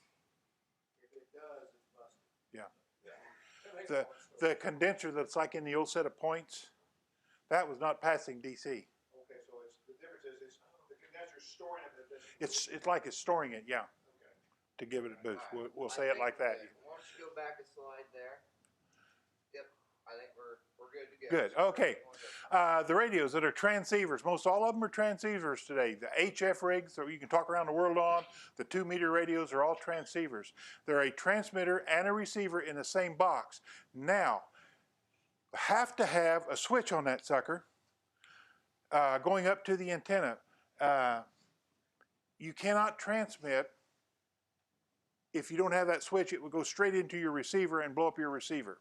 So you got to have in a transceiver, you have to have something to switch either the transceiver and receiver on and off, or to get it to go up to the antenna, to get the transmitter to go up the antenna, and then you're releasing the antenna from the receiver. So you don't feed the transmitting signal straight into your receiver. That's abbreviated XEVR for transceiver. The switch is connected between the transmitter and the receiver. It's this area right in here. And that's what switches the antenna. When you're transmitting, it goes up here through the switch, up. When you're receiving, it comes down over this way, and this is disconnected. You got to disconnect the two. That's in a transceiver. Now, it allows the single antenna to be switched between when you're going from back and forth. It is usually inside the radio itself, the TR switch. It can be a circuitry, not just necessarily a switch, but it's always inside the radio because you can't transmit and receive at the same time like you do on a repeater, because a repeater relays these signals, and we'll go through a whole section about repeaters and how to get into repeaters and use repeaters. But to understand that in a repeater, it is receiving your little weak signal from your walkie-talkie.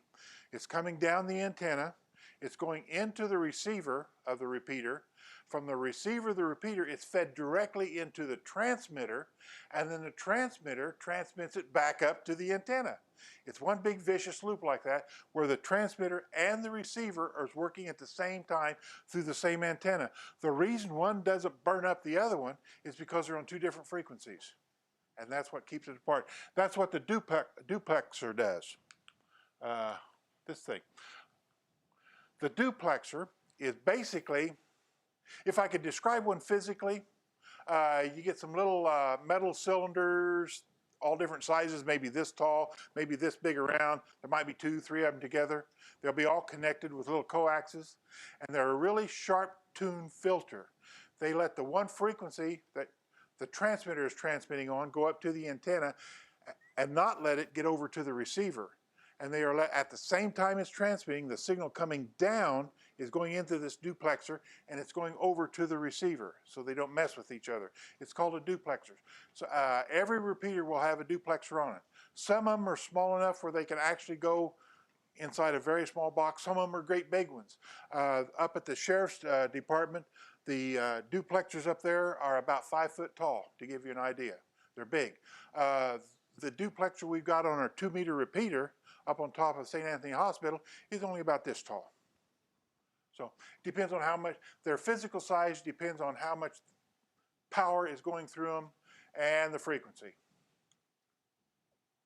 Now, what happens when you're radio? First of all, you start transmitting a signal, right?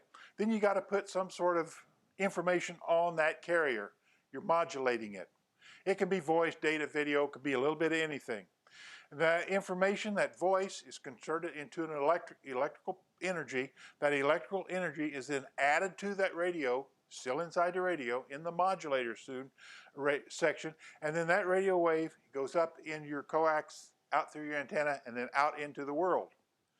the guy on the other end of the world, or the other end of the county that's talking to you, your signal is now hitting his antenna, setting up a little bit of current flow in the antenna, coming down the coax, and is going in to the radio. And then that radio takes that really weak signal and it starts amplifying it, amplifying it, amplifying it, until you can actually use that signal to do something.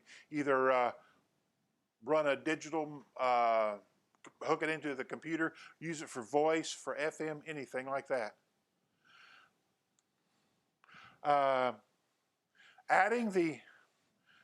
An extracting formula can be very simple and it can be very complex.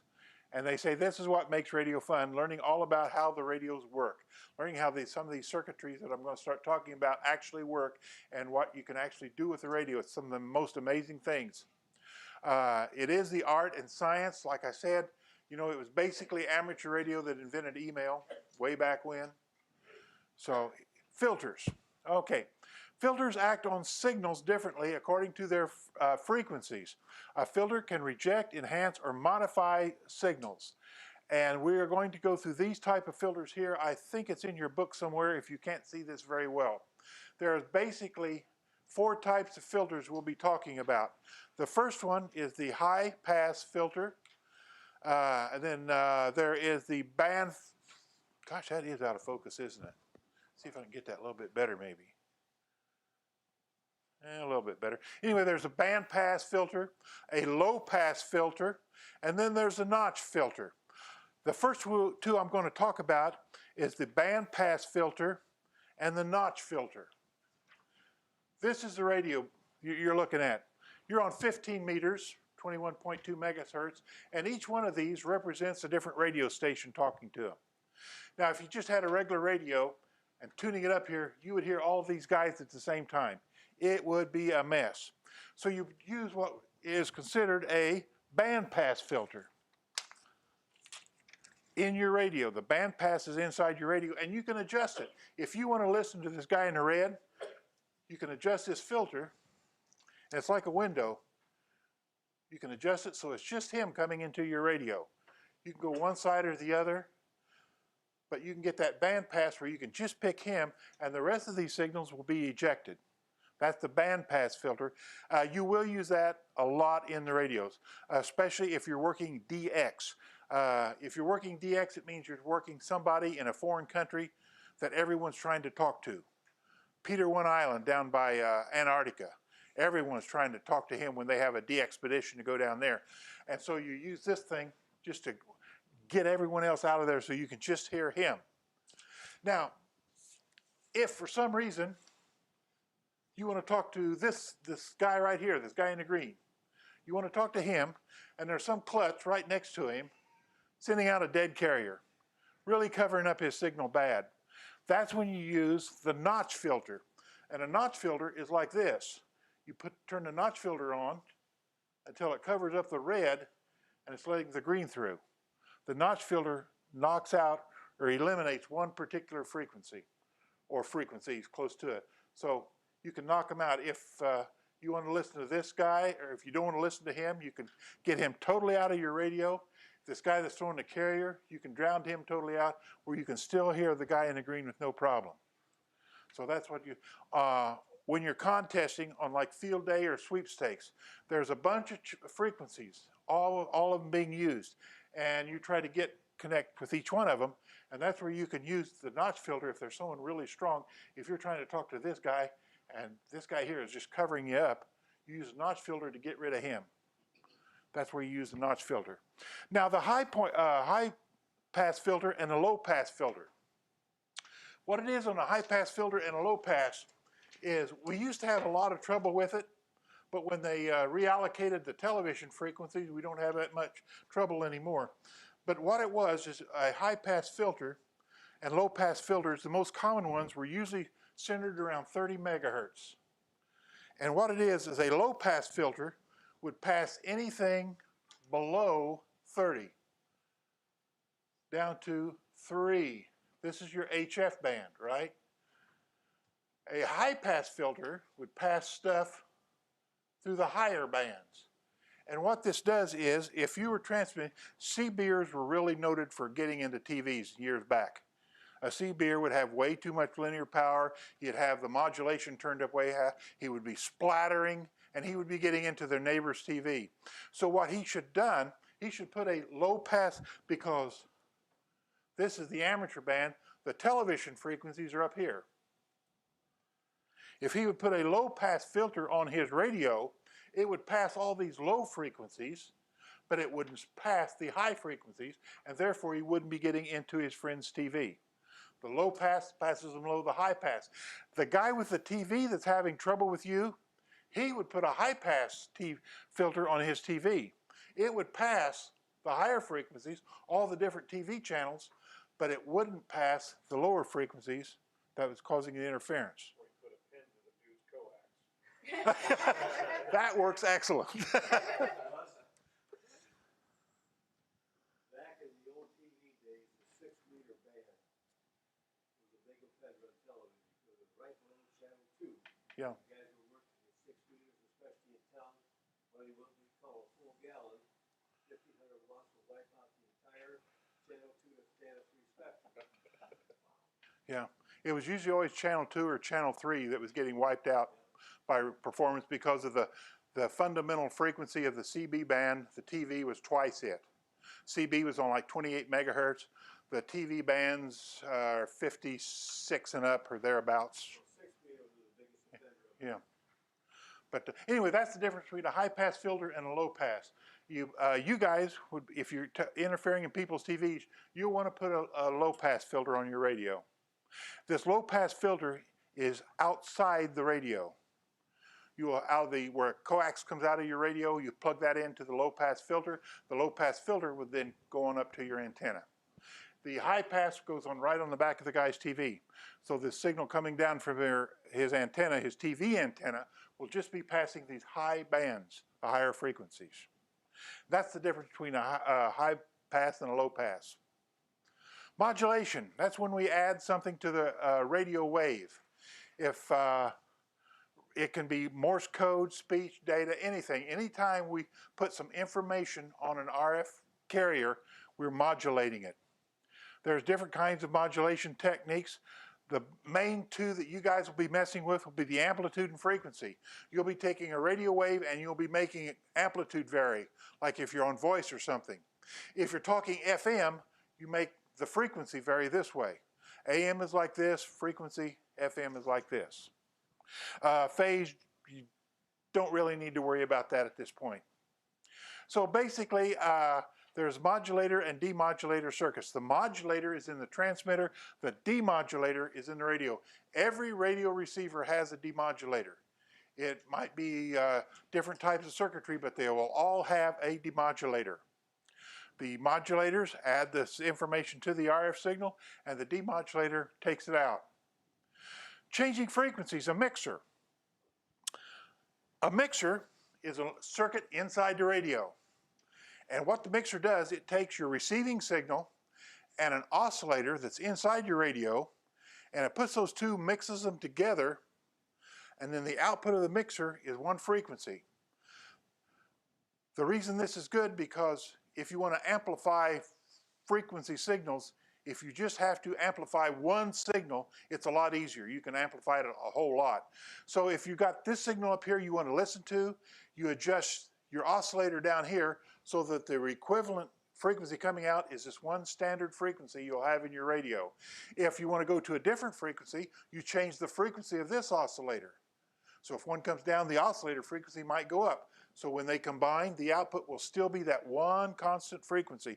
455 kilohertz is a common radio frequency for radio receivers. 455 is common in a lot of them, in fact. But that's the idea of the mixer. It's just like a paint mixer. You pick some white paint and some red paint, you're going to come out with pink. It's going to be a different color. There are some more things to know about the mixer. It's not important. The big thing you need to know about the mixer, though, is that you are combining signal frequencies, and the output will be another frequency. It's called heterodyning. Back in the very early radio days, A radio, you know, was a nice big wooden box, and there's about 4 or 5 dials across where you had to tune in each individual circuitry. Well, they came up with heterodyning, and they found out that, boy, all you needed was one oscillator, and you could cover the entire band. The 2 signals are combined in a mixer. It generates a mixing product. On the output of the mixer, there is the sum and the difference. So you have a frequency up here and a frequency down here. The output will be the sum of these 2 or the difference of these 2. You can take your pick on which one you want to use. They'll both have the same information on them. Shifts frequency by adding or subtracting. In FM circuits, you'll be using that thing. There is a thing called a multiplier, and a multiplier just literally multiplies that frequency. If you were on 21.2, if there's a multiplier in there, in your circuitry, it would boost it up to like 41.4 megahertz. 2 of the things you're going to look at when you buy a receiver: the sensitivity and selectivity. The 2 essential tasks of it. The receiver is supposed to hear this signal, and then you only want to hear the one signal. You don't want to hear, well, all of them that was on this board. You just want to hear the one. That's the selectivity. The sensitivity is how sensitive that receiver is, how weak of a signal it can pick up and amplify it. The selectivity is that measure where you can only pick up one of those frequencies. You can be very selective about which frequency you want to listen to. And there again, the sensitivity, like I said, microvolts, very small. A receiver is another little piece of equipment, preamplifier. A preamplifier is a separate little box usually that you put in between your receiver and your antenna. All the signals that are coming down that antenna, all the signals, doesn't matter what band, all the radio frequencies coming down that thing come to this little preamplifier, and it starts to separate them out and amplifies the section that you want to hear. Makes that really weak signal a little bit stronger, so you can hear it a little bit better. And it is between the antenna and the receiver. A transverter. A transverter is another piece of equipment, and what it does, it converts a transceiver to operate in a different band. And by that I mean, there it is. You might have an HF radio operating on 28 megahertz on the 10 meter band. You can put it into a transverter and it can come out on 222. That's 1.22 band VHF. So you've got an HF that you can actually get it to transmit on the VHF bands. People are doing like gigahertz stuff. Yeah. This one here, you got a 2 meter radio. It operates on 144, and it's converting it up to 10 gigahertz, the really super high frequencies. But that's a transceiver. It changes from one band to another band. That's sort of the secret word you got to remember, from one band to another one. The questions. We're at the T1F09s. What type of amateur station simultaneously transmits the signal of another amateur station on a different channel or channels? It's a repeater station. You've got your little handheld here. It transmits, it goes up to the repeater on top of the hospital, comes down the repeater, into the receiver, out the receiver, into the transmitter, and then back up through the duplexer, back up and transmits out again. The ability to detect the presence of a signal is simply how sensitive it is. You want it really sensitive. What is a transceiver? It's a unit that combines both the transmitter and the receiver into one little radio. That's a transceiver. Which of the following is used to convert a radio signal from one frequency to another? And that's the mixer. That's when we're taking this one frequency up here that we're listening to. You bring it down, you couple that in with an oscillator, and it comes out that mixer at a different frequency, one that you can actually start amplifying really well. The thing that discriminates in a receiver between multiple signals, selectivity. It can be very selective of which signal it gets. The name of the circuit that generates a signal at a specific frequency. That's the oscillator. It oscillates, it makes another frequency. Your car AM radio, or FM radio, you go in your car, you turn on your radio, you can turn the dial, and you can go across the band and pick up a whole bunch of different stations. That's the oscillator. It's a variable frequency oscillator, a VFO. Now, when you find one you like, you put it in your memory. You poke number 1, you find another one, you poke number 2. Handhelds and stations are exactly like that. You've got the VFO function where you can go up and down the band and transmit and receive, or you can go into your memory mode where you can have your favorite frequencies or favorite repeaters programmed in there. This is the thing that converts to another band, like we're going from 2 meters up to the gig. It's a transverter.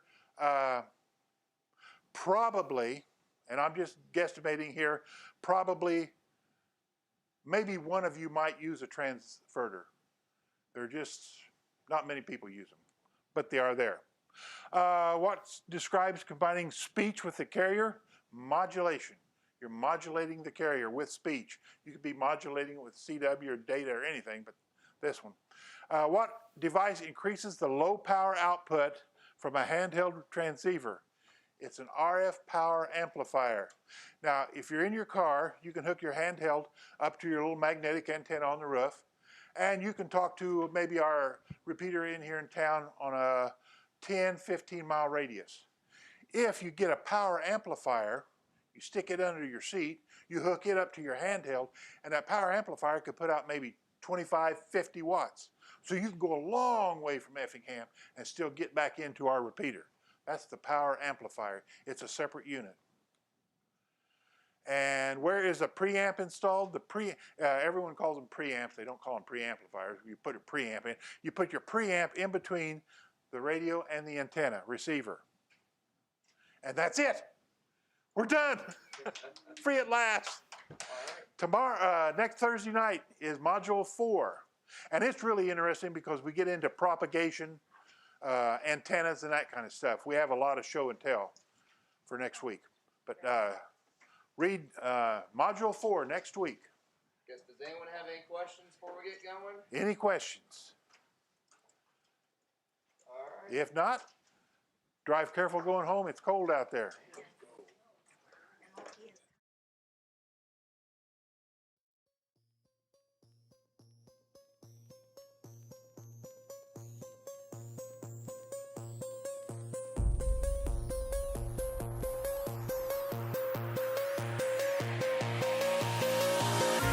Lock away your lust. I don't need it. Throw away your love.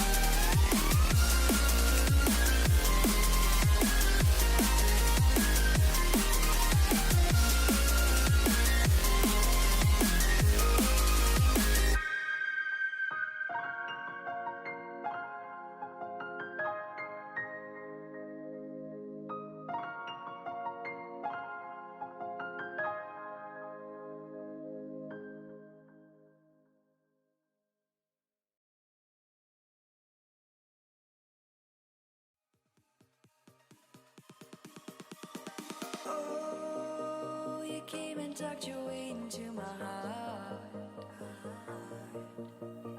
Oh, you look at me in ways I never loved. With you I know that this is all, so I don't need to take it slow. If you want me, then I believe that there's a simple remedy. We don't need no miracle, I think we've seen it all, just make the call. I'll come running over. We don't need no miracle, it's unconditional, just make the call, and I'll be yours.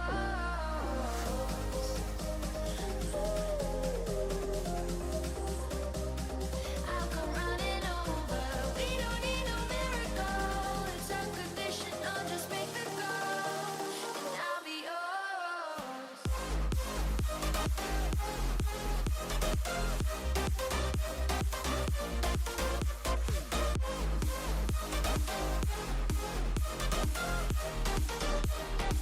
Don't need a miracle.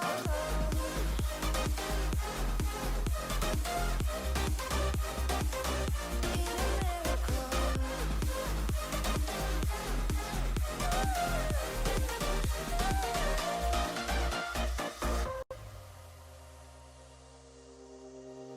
Oh, you open up a world behind the stars. Oh, you make me see the things I never saw. With you I know that this is all, so we don't need to take it slow. If you want me, then I believe that there's a simple remedy. We don't need no miracle, I think we've seen it all, just make the call. I'll come running over. We don't need no miracle, it's unconditional, just make the call, and I'll be yours.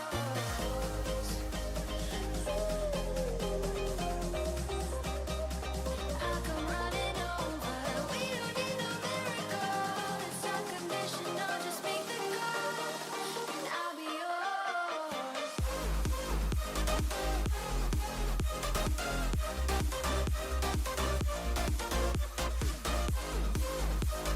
We don't need no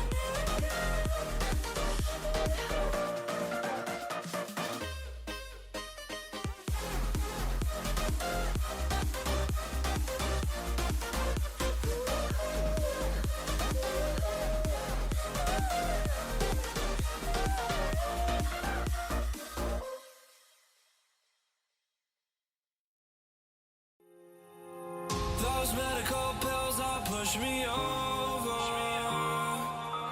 I kill my fill 3 times a day. These ethanol fumes won't make me sober. One flame to take the pain away. I caught you lighting matches in the back room. Haters look mad when they pass you. Let's talk about around when it's past 2. Reach a glass to know. You don't gotta fight alone.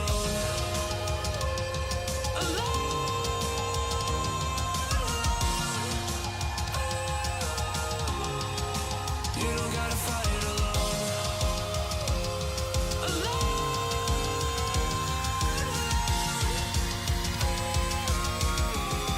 Don't be so personal. Take me out of the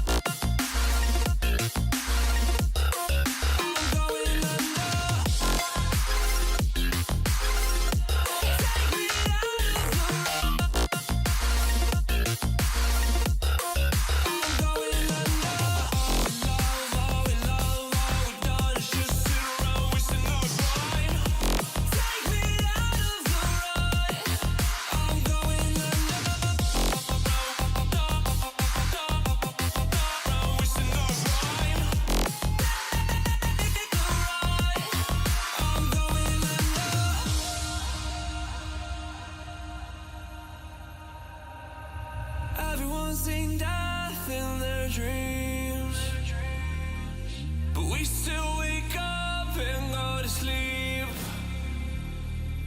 Everyone's seen death in their dreams, but we still wake up from our sleep. I'll be home soon. You don't gotta fight alone.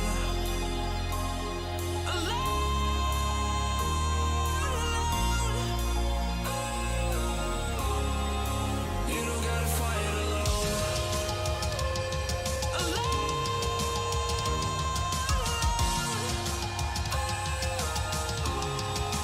You don't gotta fight alone.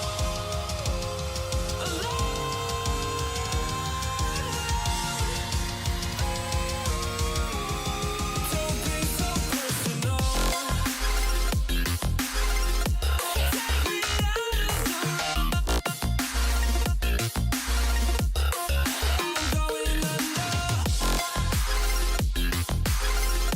Take me out of the road.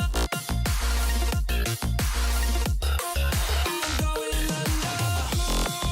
Who do you rely on now? I know the worst. I know the worst. Who can you call on now? I know the worst. I know the worst.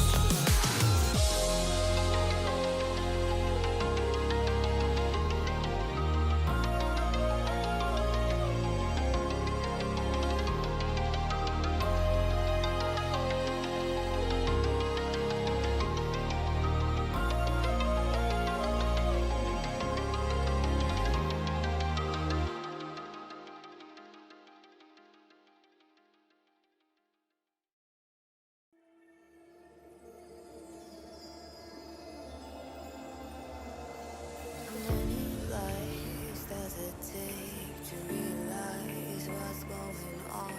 How many years have gone by? When will I reach the finish line?